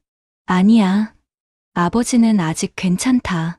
내가 번 돈으로, 내가 쌓은 돈으로 살아야 내 마음이 편하지. 그 대답은 단순한 자존심이 아니었습니다. 자식에게 부담을 주지 않고 스스로의 삶을 책임지는 것이야말로 그의 철학이었기 때문입니다. 하지만 세상은 언제나 변수를 던집니다. 지난 겨울 갑작스러운 한파로 난방비가 2배로 뛰었고 건강보험료 인상 소식까지 겹쳐서 가게가 빠듯해졌습니다. 주변 친구들은 다들 불평을 쏟아냈습니다. 이게 나라냐? 왜 이렇게 힘들게 살아야 하냐? 하지만 박 씨는 담담했습니다. 지갑을 열어보며 그는 중얼거렸습니다. 지갑이 가벼워도 괜찮아. 마음이 무겁지 않으면 그게 진짜 부자인 거지. 퇴직 4년 차, 박인호 씨에게도 흔들리는 순간이 찾아왔습니다. 지인 모임에서 알던 사람을 통해 안전한 해외 부동산 투자 제안이 들어왔습니다. 형님, 요즘 환율 올라서 돈 넣으면 무조건 남는 장사예요. 최소 연 15% 수익 보장합니다. 원금 보장도 확실해요. 다들 하고 있습니다. 순간 마음이 흔들렸습니다. 내 퇴직금 일부만 넣으면 손주 학비는 문제 없겠지. 다른 사람도 다 한다는데 나만 뒤처지는 건 아닐까. 지갑 속에 얇은 현금 몇 장을 만지작거리던 그는 한밤중 잠을 이루지 못했습니다. 하지만 그때 눈에 들어온 건 책상 위에 놓인 가계부와 공원에서 함께 운동하던 친구들과 찍은 사진이었습니다. 지출 내역에는 가족과 함께 보낸 소소한 행복이 고스란히 남아 있었고 사진 속 표정은 그 어떤 돈으로도 살 수 없는 것이었습니다. 결국 그는 그 제안을 단칼에 거절했습니다. 미안하지만 난 그런 길 안 가. 내 돈은 내 가족을 위해 쓸 거야. 그 대답에 투자 권유자는 연락을 끊었지만 박 씨의 마음은 오히려 더 단단해졌습니다. 2025년 여름 건강보험료 인상과 생활물가 폭등으로 또 한 번 가게가 팍팍해졌습니다. 아내는 시장에서 콩나물을 집으며 한숨을 내쉬었습니다. 여보, 이제는 뭐 하나 사기도 겁나네. 그때 박 씨는 아내의 손을 꼭 잡으며 말했습니다. 당신, 우리가 여기까지 오면서 아낀다고 힘들었던 적 있어? 아니잖아. 우리가 원칙을 지켜서 이만큼 버틴 거야. 그 순간 아내의 눈가에는 눈물이 맺혔습니다. 돈이 넉넉해서가 아니라 서로 믿고 함께 걸어왔다는 사실이 두 사람을 지탱해주고 있었던 겁니다. 박 씨는 또한 작은 습관을 만들었습니다. 매주 손주와 함께 도서관에 가서 책을 읽고 아내와는 동네 복지관의 건강 프로그램에 참여했습니다. 그는 말했습니다. 돈은 쓰면 줄지만 경험은 쓸수록 쌓여. 책을 읽고 걸으며 배우는 건 내 마음의 자산이지. 친구들 중 일부는 여전히 한탕의 유혹에 빠져 힘겹게 살아가고 있었습니다. 어떤 이는 사기에 휘말려 전세 보증금을 잃고 어떤 이는 카드비 때문에 자식에게 손을 벌렸습니다. 하지만 박 씨는 달랐습니다. 그는 퇴직금을 안전하게 나누어 관리했고 과도한 소비 대신 기록하는 습관으로 삶을 다스렸습니다. 그리고 무엇보다 중요한 건 돈보다 가족과 건강을 먼저 지켰다는 점이었습니다. 가끔 아들이 진심 어린 눈빛으로 말했습니다. 아버지 덕분에 저도 배워요. 돈은 많아서 행복한 게 아니라 지혜롭게 써야 행복한 거라는 걸요. 여러분, 혹시 지갑 속이 비어 있다고 불안하신가요? 하지만 그 지갑이 마음까지 비워내는 건 아닙니다. 박인호 씨의 지갑은 늘 가벼웠지만 그의 삶은 오히려 단단했습니다. 왜냐하면 그는 돈의 노예가 아니라 돈의 주인으로 살았기 때문입니다. 2025년 대한민국 불안한 노후가 화두가 되는 지금 누구나 걱정합니다. 병원비, 공과금, 자식에게 짐이 될까 두려움. 그러나 박인호 씨는 보여줍니다. 돈을 잘 지키고 마음을 단단히 다스리며 가족과 함께 나누는 것이야말로 가장 확실한 노후 대비라는 것을. 그의 삶은 우리 모두에게 이렇게 묻고 있습니다. 여러분은 돈의 주인으로 살고 계십니까? 아니면 돈의 노예로 살고 계십니까? 여러분, 그렇다면 도연이 형님과는 정반대로 박인호 씨가 왜 안정된 노후를 보낼 수 있었을까요? 바로 여기에 통계와 현실이 잘 보여주고 있습니다. 먼저 대한민국의 현실부터 말씀드리겠습니다. 통계청이 발표한 2024년 고령자 통계 자료에 따르면 우리나라 65세 이상 노인의 상대적 빈곤율은 OECD 평균의 3배가 넘습니다. 전체 노인 인구의 약 40% 가까이가 빈곤선 이하의 생활을 하고 있다는 결과인데요. 이는 OECD 국가 중 가장 높은 수치입니다. 단순히 소득만 적은 것이 아니라 의료비, 주거비 같은 필수 지출이 빠르게 늘어나면서 체감 빈곤은 훨씬 더 심각하게 다가오고 있다는 분석이 많습니다. 보건복지부 자료를 보면 65세 이상 고령층의 월 평균 의료비는 최근 10년 사이에 2배 가까이 증가했습니다. 특히 고혈압, 당뇨, 관절염 같은 만성질환으로 인한 외래 진료와 약제비 비중이 크게 늘어나고 있다는 점이 눈에 띄는데요. 이는 은퇴 이후에도 지출이 줄지 않고 오히려 늘어나는 중요한 원인으로 꼽힙니다. 실제로 국민건강보험공단에서 발표한 노인 진료비 통계 연보를 보면 70세 이상 인구의 1인당 연간 진료비는 2010년 약 250만 원에서 2022년에는 600만 원을 넘어섰습니다. 단순 계산으로도 10여 년 만에 2배 이상 오른 셈이죠. 결국 아플수록 돈이 더 드는 구조 속에서 노후 준비가 제대로 되지 않은 분들은 생활 자체가 위태로워지는 겁니다. 이런 상황에서 가계 지출에서 가장 큰 비중을 차지하는 게 바로 주거비와 공공요금입니다. 한국은행과 통계청의 가계금융복지조사에 따르면 60세 이상 은퇴 가구의 월 평균 생활비는 약 270만 원 수준인데 그중 주거비와 관리비, 전기가스 수도요금 같은 고정비가 절반 가까이를 차지한다고 합니다. 2023년 겨울 유난히 강추위가 이어지면서 난방비 부담이 폭증했을 때를 기억하실 겁니다. 당시 산업통상자원부 발표에 따르면 도시가스 요금은 2022년 대비 36%가 상승했습니다. 이런 급격한 인상은 은퇴 가구에게는 치명적인 타격이 될 수밖에 없습니다. 그런데 이런 현실에서 지출 기록과 소비 통제를 생활화한 사람과 무계획적으로 소비한 사람 사이의 격차는 시간이 갈수록 더욱 크게 벌어진다는 게 연구 결과로도 확인되고 있습니다. 한국노동연구원이 발표한 고령층 가구의 소비 및 소득 구조 변화 보고서에 따르면 은퇴 이후 10년 동안 가계부를 꾸준히 작성하며 소비를 통제한 가구는 그렇지 않은 가구에 비해 평균 30% 이상 더 높은 자산 유지율을 보였습니다. 여러분, 이건 단순히 돈을 아낀다는 차원이 아닙니다. 마음의 방향이 돈에 드러나기 때문인데요. 해외 연구에서도 이런 부분이 확인됩니다.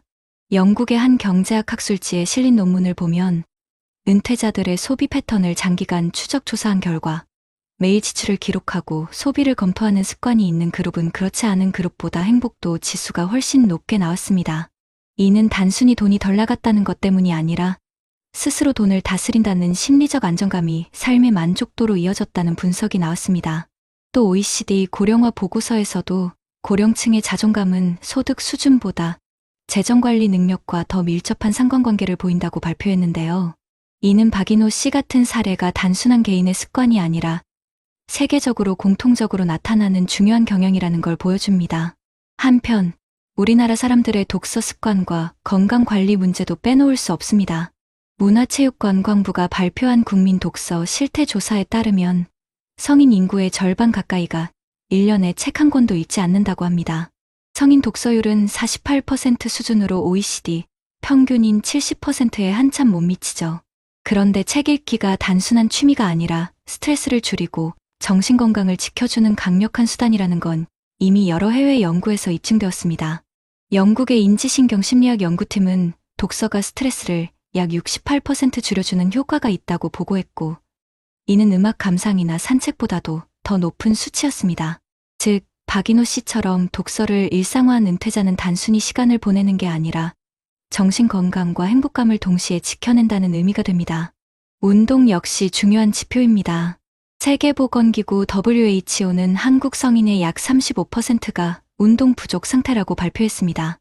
특히 여성의 운동 부족 비율은 41%로 남성보다 훨씬 높았습니다. 한국보건사회연구원의 자료를 보면 65세 이상 노인 중 꾸준히 운동을 하는 사람들은 그렇지 않은 사람에 비해 의료비 지출이 평균 1.7배 적었고 건강 수명도 평균 5년 이상 더 길게 나타났습니다. 다시 말해 돈을 아끼는 가장 확실한 방법 중 하나는 약국이 아니라 운동화에서 나온다는 겁니다. 또 하나 중요한 통계가 있습니다.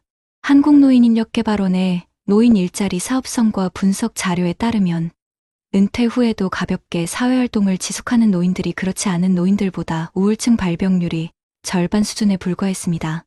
소득이 많지 않더라도 이를 통해 사회와 연결되어 있다는 사실 자체가 정신적 안정과 경제적 자존감을 함께 지켜준다는 결과였습니다. 해외 연구에서도 같은 맥락이 발견되는데요. 미국 하버드 의학전문저널에서는 은퇴 후 사회적 고립이 심혈관 질환 발병 위험을 29% 높인다고 분석한 바 있습니다. 결국 수많은 통계와 연구들이 공통적으로 말하고 있는 건 단순합니다. 노후의 행복은 갑자기 주어지는 게 아니라는 겁니다.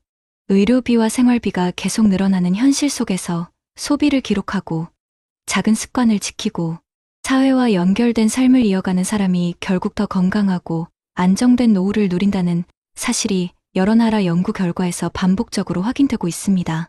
여러분, 그렇다면 도연이 형님처럼 퇴직금과 노후 자산을 지키지 못해 어려움에 빠지는 대신 박인호 씨처럼 원칙을 세워 행복한 노후를 보내려면 우리는 어떤 준비를 해야 할까요?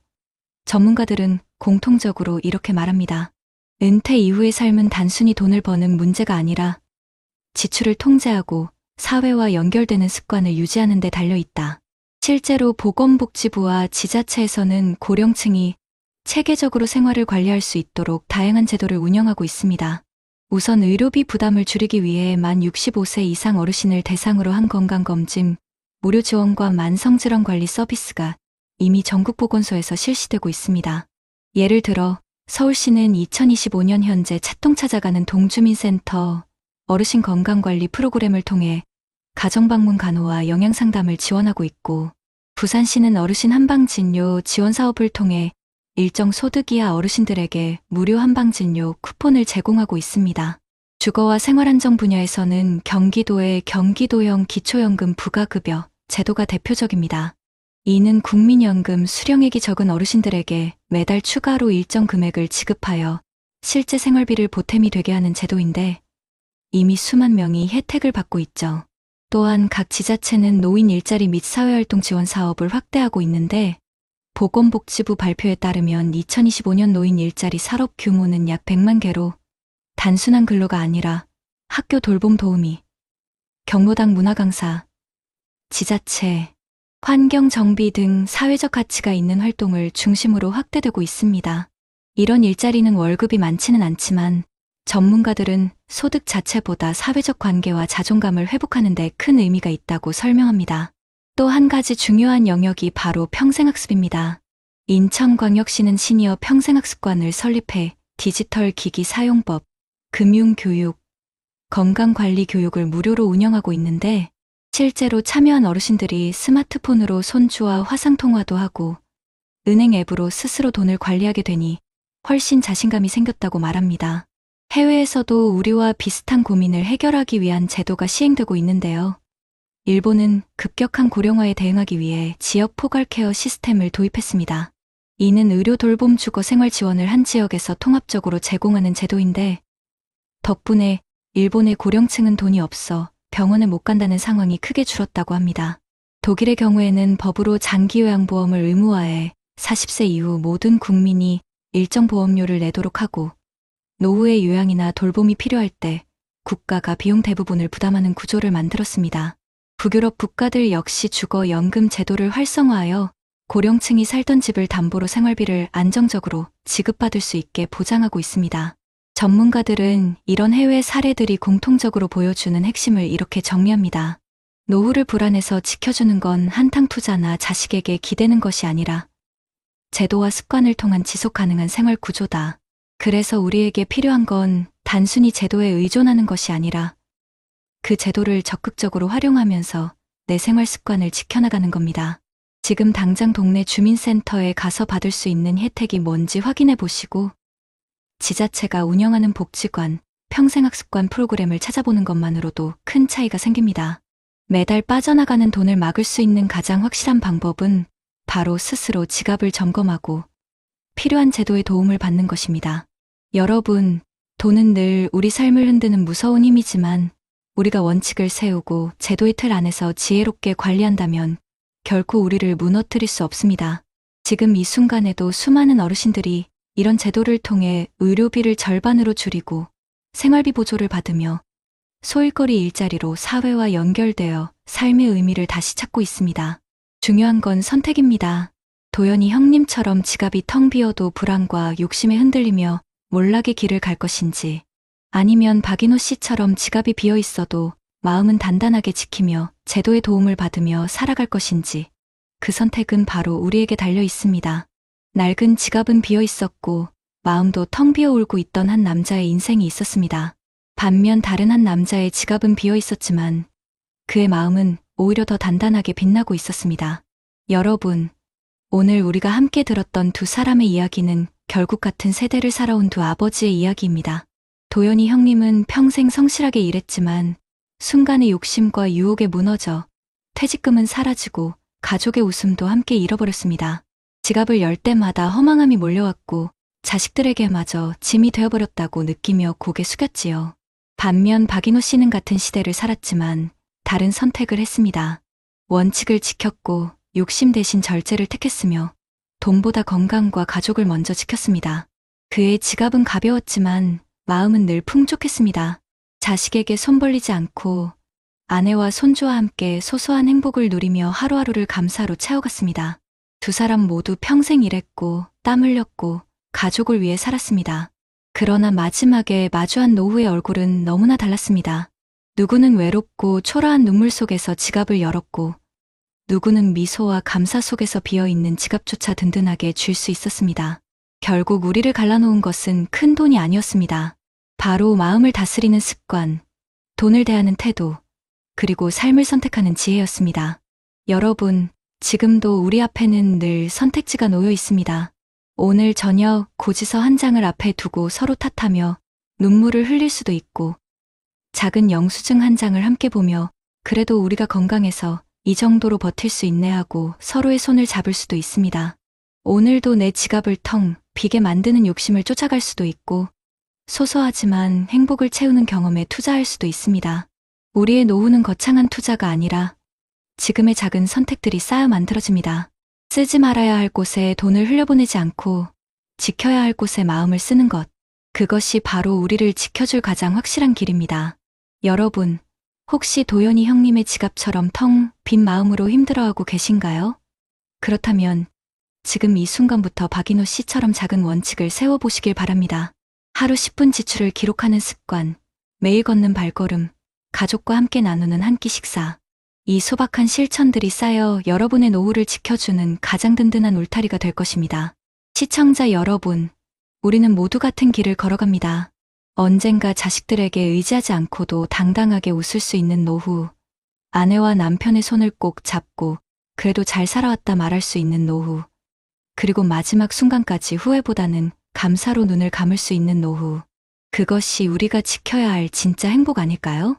오늘 이 영상을 보시는 50대, 60대, 70대 우리 모두가 도연이 형님의 아픈 발자취를 거울 삼아 박인호 씨처럼 지혜로운 발걸음을 내딛기를 진심으로 바랍니다.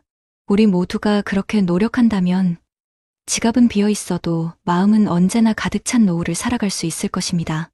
여러분 혹시 이런 생각 해보셨나요? 늙어가면서 혹시 내가 가족에게 짐이 되는 건 아닐까? 얼마 전 자녀가 이제 혼자 계시는 게 위험해요 라고 말했을 때 가슴이 철렁 내려앉았어요. 혹시 내가 모르는 사이에 서류에 사인을 하고 정든 집을 떠나게 되는 건 아닐까 하는 두려움. 여러분도 혹시 느껴보신 적 없으세요? 나이가 들면 몸도 마음도 약해지지만 가장 무서운 건 혼자라는 외로움이잖아요. 저는 그 두려움에 너무 서러워서 결국 눈물을 보이고 말았답니다. 제가 겪은 그 억울한 사연 말씀드릴 테니 제발 끝까지 들어주세요. 여러분, 혹시 이런 걱정 해보신 적 있으신가요? 내가 늙어가면서 가족에게 짐이 되는 건 아닐까? 최근 뉴스 보셨나요? 70대 어르신이 홀로 살다가 약을 제때 챙기지 못해 응급실에 실려간 일이 있었죠. 의료비 부담은 눈덩이처럼 커지고 생활비까지 줄줄이 빠져나가면서 결국 요양원 입소를 고민하게 되셨다고 합니다. 남의 일 같으신가요? 하지만 지금 50대, 60대인 우리 모두가 겪을 수 있는 현실입니다. 한번 상상해 보세요. 어느 날 갑자기 가족들이 집안을 둘러보고 서류에 도장을 찍으라고 한다면 그 순간 나는 이제 버려지는 걸까? 하는 두려움이 몰려오지 않을까요? 이것은 단지 한 가정의 이야기가 아닙니다. 이미 많은 분들이 같은 고민 속에 있고 지금 준비하지 않으면 우리도 똑같은 상황을 맞이할 수 있습니다. 오늘 이 영상에서 그 해답을 함께 찾아보겠습니다. 본격적인 영상 시작 전에 구독과 좋아요는 영상 제작에 정말로 큰 힘이 됩니다. 나는 전성우 72. 동네에서는 한때 보험 여직원이라 불리던 사람이다. 젊던 날 빗속에서도 약속을 지키려고 골목을 뛰어다녔고 양복 주머니에는 늘 낡은 수첩이 들어있었다. 고객 전화번호, 상담 시간, 보험료 날짜가 빼곡히 적힌 그 수첩은 내 삶의 지도였다. 아내가 떠난 뒤에도 그 수첩을 버리지 못했다. 페이지 가장자리에는 커피 얼룩이 남아있고 스프링은 삐뚤어졌지만 손에 쥐면 마음이 조금은 단단해졌다. 요즘 들어 무릎이 시큰거리고 허리가 굽어 걷는 속도가 더 느려졌다. 그래도 나는 아직은 혼자 살만하다고 스스로를 다독이며 하루를 버텼다. 이른 아침 큰며느리 은지는 초인종을 누르며 들어왔다. 아버님, 냉장고 한번 볼게요. 우유 언제 사셨어요? 어제 같은데 글쎄 그제였나? 은지는 유통기한을 손가락으로 짚더니 살짝 입술을 깨물었다. 작은 며느리 수진도 그날 오후에 들렀다.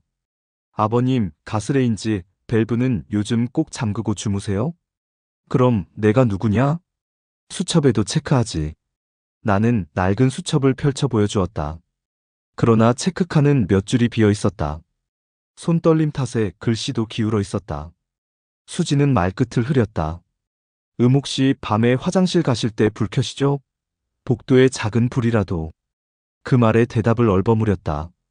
한밤중에 발끝으로 더듬어 걷던 일이 머릿속을 스쳤다. 며칠 뒤 큰아들이 연락했다. 아버지, 건강검진 예약했어요.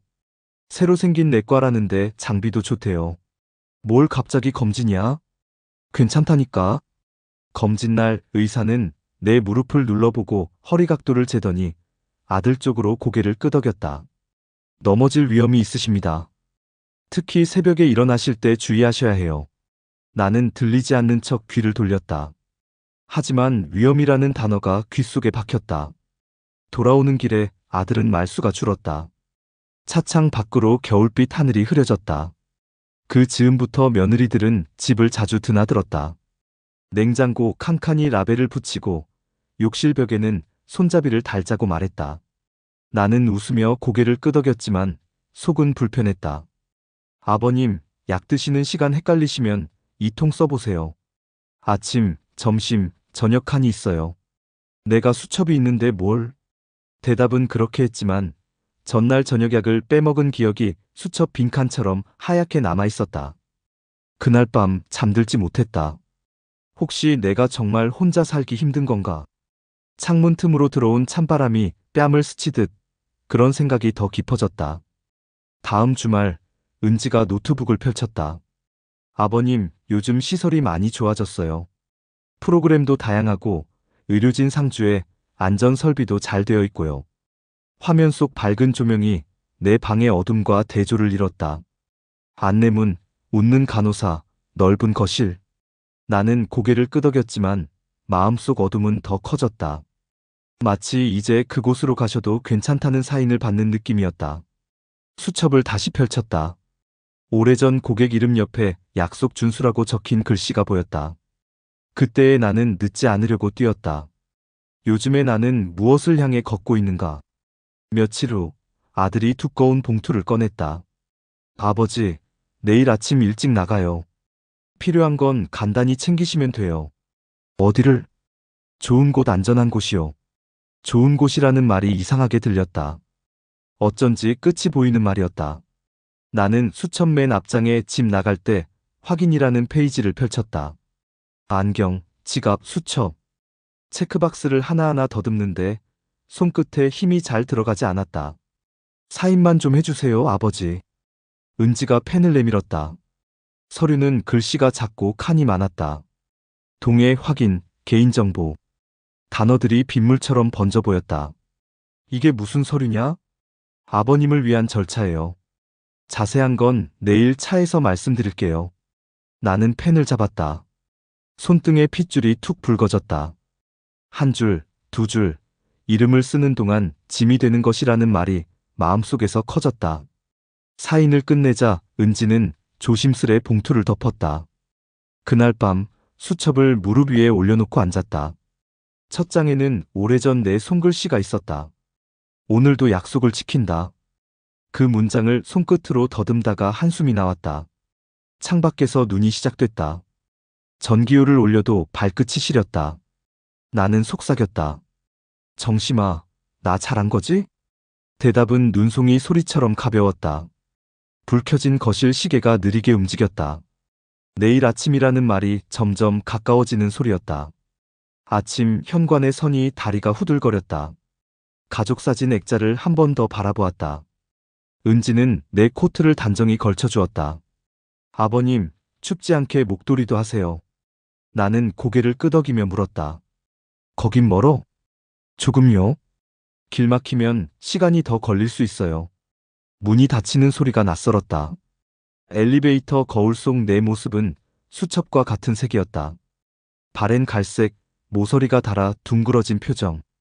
차에 타자 은지는 히터를 높였다. 라디오에서는 전기요금 인상과 장바구니, 물가 이야기가 흘렀다.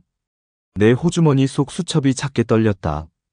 차는 시내를 벗어나 외곽도로로 접어들었다. 나는 묻지 않았다. 묻는 순간 답을 들어야 할 것 같아서였다. 대신 수첩 빈칸에 오늘 날짜를 적었다.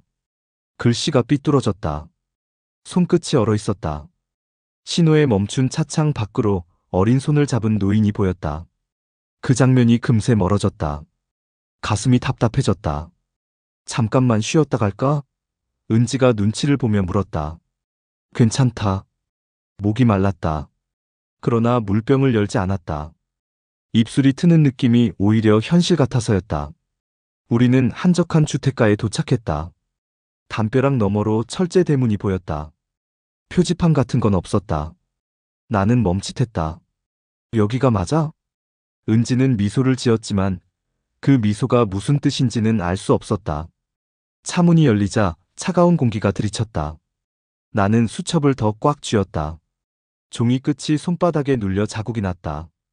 대문 앞 초인종 아래 작은 명패가 반짝였다. 그때 멀리서 아이들 웃음소리가 바람을 타고 들려왔다. 나는 숨을 한번 고르고 문 앞에 섰다. 초인종 소리가 귓속을 톡 건드렸다. 초인종이 울리자 대문이 열렸다. 나는 떨리는 다리로 현관 앞으로 발걸음을 옮겼다. 낯선 집, 낯선 공기. 이제 여기서 내 여생을 보내야 하는구나라는 체념이 목구멍까지 차올랐다. 현관에 들어서자 신발들이 보였다. 아이들 운동화, 여자 구두, 남자 구두. 그 순간 가슴이 쿵 내려앉았다. 요양원이라면 있을 수 없는 풍경이었다. 나는 얼어붙은 채 은지를 바라보았다. 며느리는 미묘한 미소를 지었다.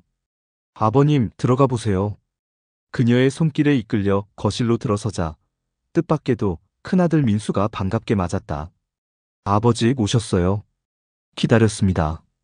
이어 작은아들까지 계단에서 내려왔다. 눈앞이 아득해졌다. 나는 순간 모든 게 이해되지 않았다.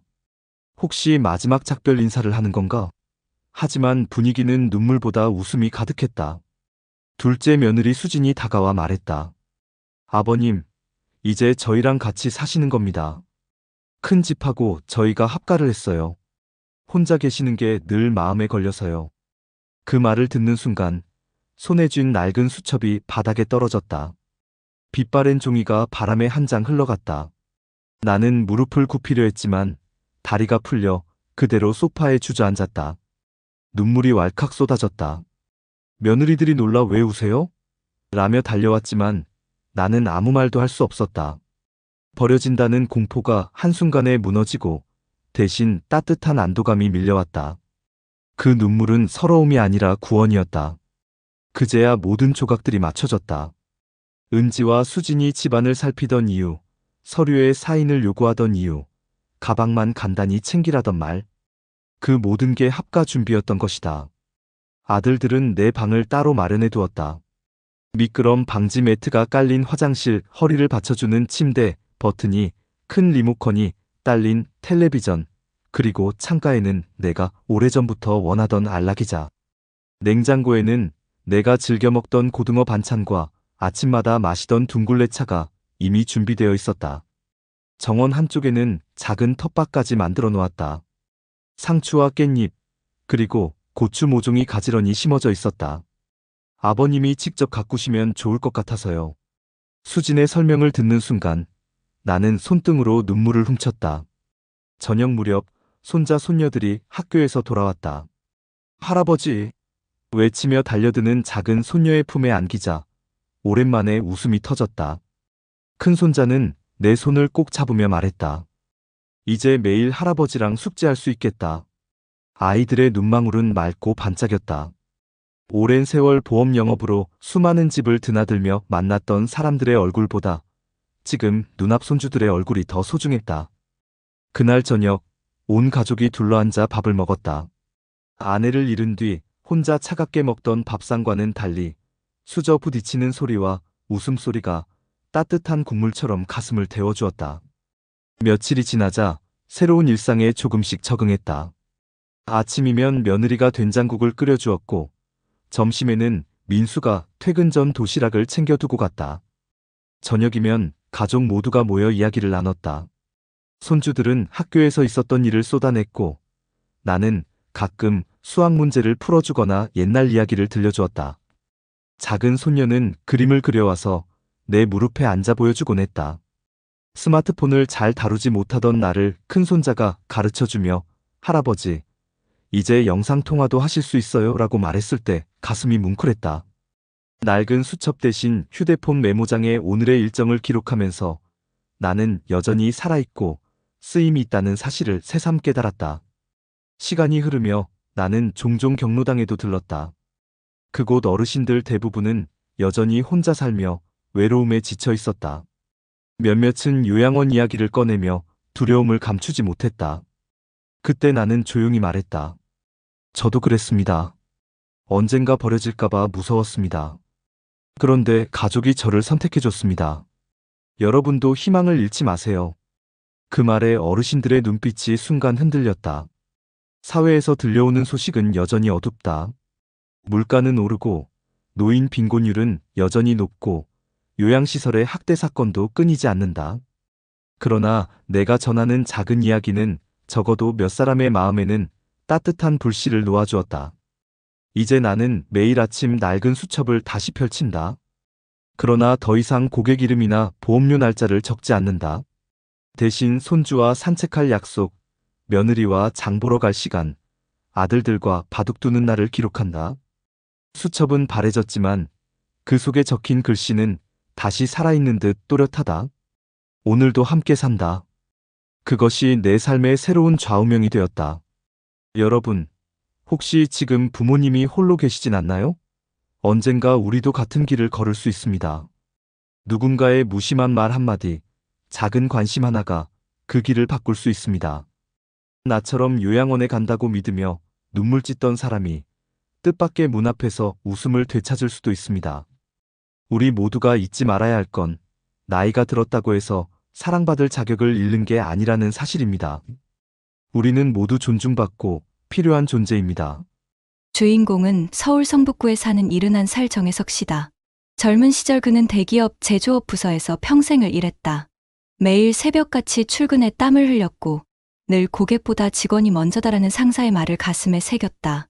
그 결과 그는 정년을 채우고 퇴직금으로 약 1억 5천만 원을 받았다. 은퇴를 앞두고 그는 늘 낡은 다이어리에 적어 두던 것이 있었다. 은퇴 후 준비라는 제목 아래 주거 안정, 의료 대비, 자녀와의 관계, 취미 생활, 사회활동 5가지 항목이 빼곡히 적혀 있었다. 아내 윤정숙 여사는 늘 남편의 그런 꼼꼼한 습관을 두고 당신은 보험 설계사 같아라며 웃곤 했다. 은퇴 직후 찾아온 현실은 녹록치 않았다. 퇴직 당시만 해도 정혜석 씨는 앞으로는 여행 다니면서 천천히 살자고 생각했지만 곧 세상이 달라지고 있음을 절감했다. 2025년 현재 한국은 물가가 치솟았다. 전기요금은 2차례 인상되었고 병원 진료비와 약값도 부담이 커졌다. 동네 시장에서 사던 배추 한 포기 값마저 작년보다 더 비싸졌다. 동년배 친구들은 퇴직금으로 무리하게 상가를 분양받거나 유행처럼 번지던 무인 창업에 뛰어들었다. 그러나 경기 침체와 소비 위축으로 한 달도 안 되어 적자가 쌓였고 몇몇은 대출이자에 쫓기며 고생하고 있었다. 정혜석 씨 역시 주변 권유를 받았다. 형님, 요즘 코인 조금만 넣어도 2배는 금방이에요. 노후엔 월세 들어오는 상가 하나가 최고라니까. 그러나 그는 고개를 저었다. 나는 모르는 건 안 한다. 안정적인 게 최고지. 그는 퇴직금을 3갈래로 나눴다. 일부는 국민연금과 함께 굴릴 수 있는 연금저축펀드에 넣었고 일부는 장기 채권과 안전한 ETF에 분산시켰다. 나머지는 비상금으로 CMA 통장에 남겨두었다. 아내와는 절대 원금 깨먹는 투자는 하지 않는다는 약속을 했다. 갈등은 자녀 문제에서도 있었다. 아들 부부가 아파트 전세금을 올려달라는 부탁을 해왔다. 그 순간 그는 잠시 흔들렸다. 당신, 애들 도와줘야 하는 거 아냐? 아내가 조심스럽게 물었다. 그는 수첩을 펼쳐들며 답했다. 우리가 가진 돈을 다 내주면 우리 노후는 누가 지켜? 빌려줄 순 있어도 다 줄 순 없어. 결국 그는 일부만 보태주고 나머지는 아들이 은행 대출로 해결하게 했다. 덕분에 관계는 잠시 서먹했지만 시간이 지나면서 아들도 부모의 뜻을 이해했다. 또 하나의 위기는 건강이었다. 은퇴 후 불규칙한 생활로 혈압이 오르고 당 수치가 경고 수준까지 올라갔다. 친구들이 술자리를 권할 때마다 그는 단호하게 거절했다. 이제는 건강이 재산이라며 새벽마다 동네 공원을 돌았다. 아내는 남편의 땀 젖은 운동복을 받아들며 이제야 당신이 진짜 자기 몸 챙기느라며 안도했다. 2023년 겨울 동네 경로당에서 만난 한 친구가 안타까운 소식을 전해왔다. 혜서가 내 고등학교 동창 태수 알지? 퇴직금 다 날리고 요양원 갔다더라. 그 말을 들은 밤 그는 잠을 이루지 못했다. 하지만 동시에 결심은 더 단단해졌다. 내가 준비한 길이 틀리지 않았구나. 정혜석 씨 집 거실 한쪽에는 커다란 화이트보드가 걸려 있다. 그 위에는 한 달 지출 계획이 크게 적혀 있었다. 공과금 15만 원, 식비 40만 원, 의료비 20만 원, 여가비 10만 원. 매달 이렇게 나눠 쓰면서도 그는 여유를 남겼다. 남은 돈은 자동으로 적립식 펀드에 들어갔다. 주말이면 그는 손자 손녀와 시간을 보냈다. 아이들이 놀러 오면 직접 만든 야채전을 부쳐주었다. 손자는 할아버지 방 안에 있는 낡은 다이어리를 보며 할아버지, 이건 뭐예요? 라고 물었다. 이건 말이다. 내가 은퇴 전에 세운 계획 노트야. 이거 덕분에 우리 집이 든든한 거야. 손녀는 환하게 웃으며 할아버지 멋있다라고 말했다. 2024년 봄, 정혜석 씨는 병원에서 큰 충격을 받았다. 정기 검진에서 의사가 말했다. 혈압이 기준치를 넘었습니다. 당 수치도 위험합니다. 지금 관리하지 않으면 뇌졸중 같은 큰 병이 올 수 있어요. 그 순간 그는 눈앞이 캄캄해졌다. 내가 이렇게 준비했는데도 결국 무너지는 건가 라는 생각이 스쳤다. 하지만 그는 오래전 다이어리에 적어둔 글귀를 떠올렸다. 건강은 돈으로 살 수 없다. 지금 지켜야 한다. 그날 이후로 그는 생활을 완전히 바꿨다. 매일 새벽 5시 공원 산책을 빠뜨리지 않았고 집 안식탁에는 채소와 생선이 중심이 되었다. 술자리는 단호히 끊었다. 처음엔 친구들이 섭섭해했지만 몇 달 뒤 오히려 그를 따라 운동을 시작하는 사람이 늘었다. 가장 힘들었던 건 아내의 걱정스러운 눈빛이었다. 당신 괜찮겠어? 너무 무리하지 마. 정수가, 내가 무너지면 우리 둘 다 힘들어져. 조금 힘들어도 지켜야 해. 그 대화는 부부의 결심을 더 굳게 했다. 몸 상태가 점점 회복되면서 그의 노후는 새로운 국면을 맞았다. 퇴직금 일부로 가입한 연금저축펀드에서 매달 일정 금액이 들어왔고 국민연금도 함께 받으면서 생활비는 충분히 감당할 수 있었다. 특히 그는 자식에게 손 벌리지 않는다는 원칙을 지켰다. 한 번은 아들이 다시 부탁했다. 아버지, 우리 집에 전세금이 또 오르는데 조금만 더 보태주시면 안 될까요? 정혜석 씨는 잠시 고민하다 차분히 말했다. 아들아, 내가 스스로 감당해야 한다. 내가 무리해서 도와주면 나중에 더 힘들어진다. 대신 방법을 같이 찾아보자. 그는 아들과 함께 은행을 찾아 대출 조건을 비교해주고 세입자 권리금 문제까지 꼼꼼히 확인해 주었다. 직접 돈을 주지는 않았지만 아들은 아버지의 지혜와 경험에서 큰 도움을 얻었다. 몇 달 뒤 아들은 고개를 숙이며 말했다. 아버지, 처음엔 서운했는데 이제는 이해합니다. 저도 제 힘으로 해내야죠. 이 일은 가족 간 신뢰를 더 단단히 만들었다. 2025년 현재 정혜석 씨의 하루는 규칙적이다. 아침엔 아내와 함께 동네 복지관에서 요가 수업을 듣고 점심엔 자전거를 타며 운동을 한다. 오후에는 손자 손녀와 비디오 통화를 하고 저녁에는 아내와 함께 집 근처 도서관을 찾는다. 집 거실 한쪽에는 여전히 낡은 다이어리가 있다. 이제는 더 이상 수치나 계획표만 적히지 않는다. 대신 이렇게 쓰여 있다. 오늘도 함께 웃었다. 오늘도 건강을 지켰다. 그는 주변 친구들에게 말하곤 한다. 내가 큰 돈 번 것도 아니고 특별한 운이 있었던 것도 아니야. 다만 욕심내지 않고 기본을 지켰을 뿐이지. 건강 챙기고 돈은 나눠 쓰고 자식과 선을 지킨 것. 그게 다야. 동네 경로당에서 그가 전하는 말에 많은 이들이 고개를 끄덕였다. 우리도 아직 늦지 않았어. 작은 준비라도 지금부터 해야지. 정혜석 씨는 더 이상 불안해하지 않는다. 병원비가 두려워서 잠 못 이루지도 않고 자식에게 의지해야 한다는 죄책감에 괴로워하지도 않는다. 그는 스스로의 힘으로 그리고 아내와의 믿음으로 든든한 노후를 살아가고 있다. 정혜석 씨의 이야기는 우리 모두에게 말해준다. 노후 준비에 정답은 없지만 기본을 지키는 것이 가장 큰 답이다. 여러분, 혹시 지금 준비가 부족하다고 느끼시나요?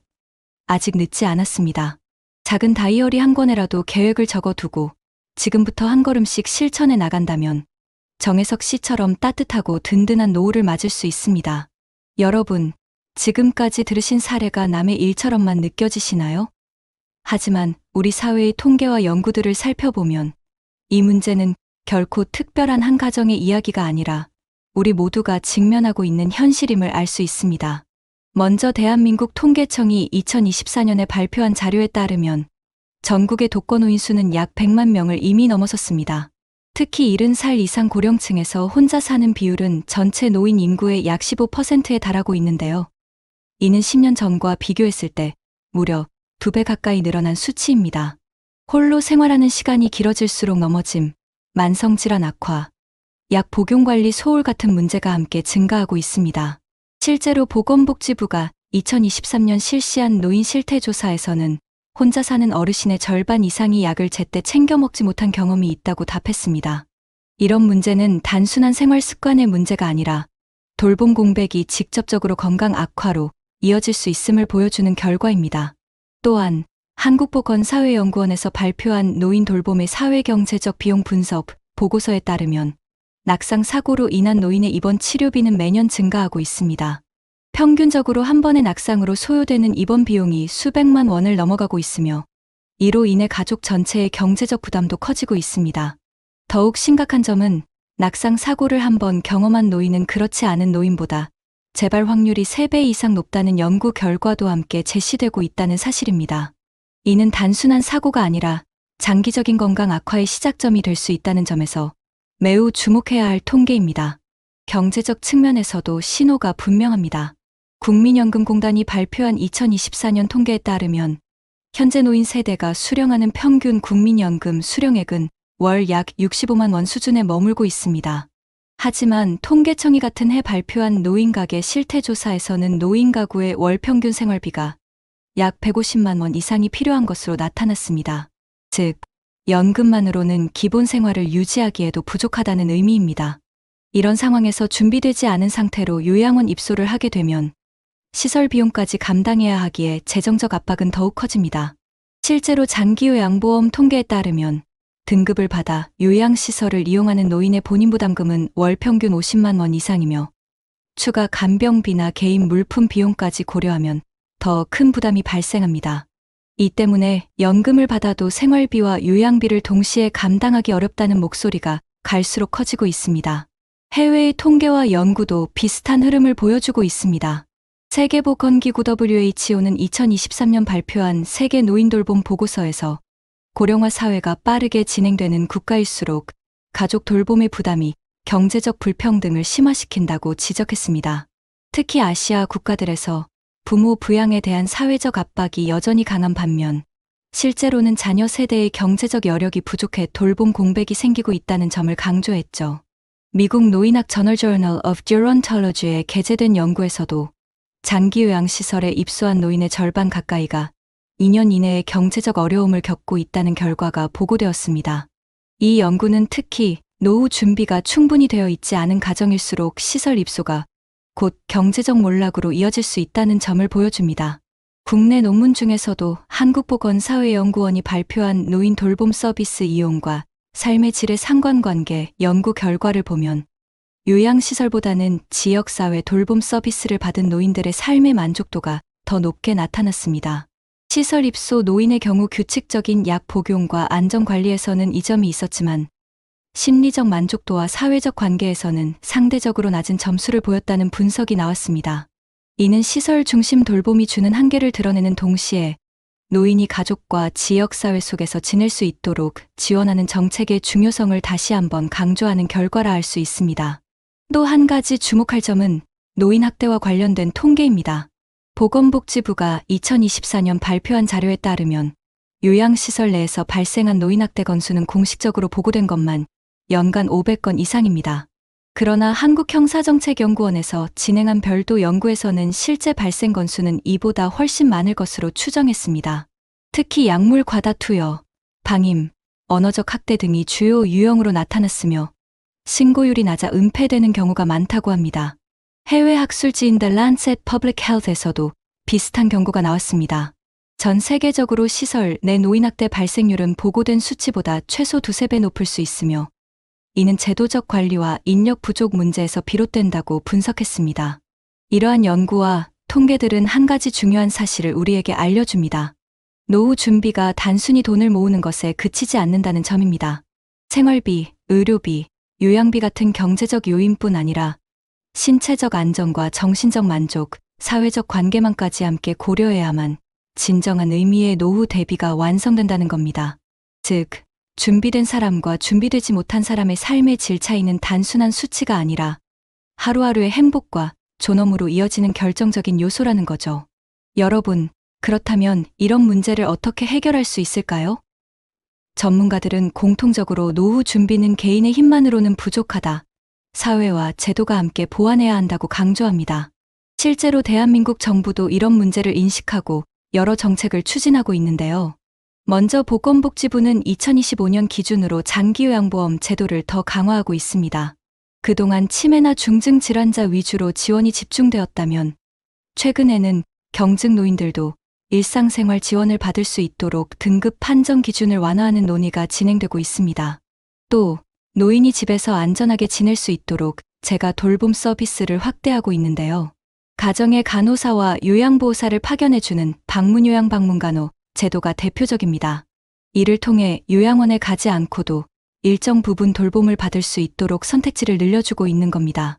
통계에 따르면 이미 이 서비스를 이용하는 어르신 수가 수십만 명에 달하고 특히 2024년 이후 지자체 차원에서 지원 예산을 늘리면서 접근성이 훨씬 좋아졌습니다. 지자체별 노력도 눈에 띕니다. 서울시의 경우 어르신 돌봄 SOS 서비스를 운영하면서 갑자기 돌봄 공백이 생겼을 때 단기간 요양보호사 파견이나 응급 간병을 지원하고 있습니다. 실제로 2024년 한 해 동안만 약 10만 건이 넘는 긴급 돌봄이 제공되었다고 발표했죠. 경기도는 노인 맞춤 돌봄 서비스를 통해 돌봄이 필요한 어르신 가정에 전담 생활지원사를 배치해주고 있고 부산광역시는 독거노인 응급안전안심 서비스를 강화해 집안에 IoT 센서를 설치하고 이상 징후가 감지되면 즉시 돌봄센터와 연결되도록 시스템을 고도화했습니다. 이런 지역 기반의 정책은 실제로 큰 성과를 내고 있는데 응급실 이송까지 이어질 뻔한 위기를 사전에 막아낸 사례가 꾸준히 보고되고 있습니다. 또한 일부 지자체에서는 노인 돌봄과 동시에 생활비 지원을 결합한 새로운 프로그램도 시범 운영 중입니다. 예를 들어 전라북도 일부 군 단위 지역에서는 고령층에게 매달 소액의 돌봄 수당을 지급해 돌봄 서비스 이용 시 부담을 줄여주고 있습니다. 전문가들이 강조하는 또 하나의 대안은 지역사회 기반 돌봄 네트워크입니다. 요양시설에만 의존하기보다 마을 단위에서 노인과 이웃이 함께 돌보는 구조를 강화하는 것이죠. 실제로 OECD 보고서에서도 에이징 인 플레이스, 에이징 인 플레이스 정책이 노인 삶의 질을 높이는 핵심 요소라고 분석했습니다. 우리나라에서도 비슷한 흐름이 나타나고 있습니다. 최근 서울과 대전, 광주 등 대도시에서는 커뮤니티 케어 시범 사업이 추진되면서 노인이 병원이나 시설에 들어가지 않고도 지역사회 안에서 주거의료 돌봄 서비스를 통합적으로 받을 수 있도록 하는 모델을 운영하고 있습니다. 이 사업은 2025년 현재 점차 전국으로 확산되는 추세입니다. 해외의 사례도 참고할 만합니다. 일본은 이미 고령화가 우리보다 앞서 진행된 나라로 지역 포괄 케어 시스템을 통해 노인이 사는 동네 안에서 의료, 간호, 돌봄, 예방, 주거를 한 번에 연계하는 정책을 시행하고 있습니다. 덕분에 요양원 입소율이 줄어들고 집에서 여생을 보내는 비율이 늘고 있다고 합니다. 유럽 국가 중에서는 덴마크가 유명한데 덴마크는 1980년대부터 아예 대형 요양시설 신축을 중단하고 재가 돌봄을 국가 전략으로 삼았습니다. 지금은 대부분의 노인이 집에서 간호사와 돌봄 인력을 통해 생활하고 있으며 시설 대신 서비스 하우스라는 소규모 주거 공간을 마련해 독립성과 안전을 동시에 보장하고 있습니다.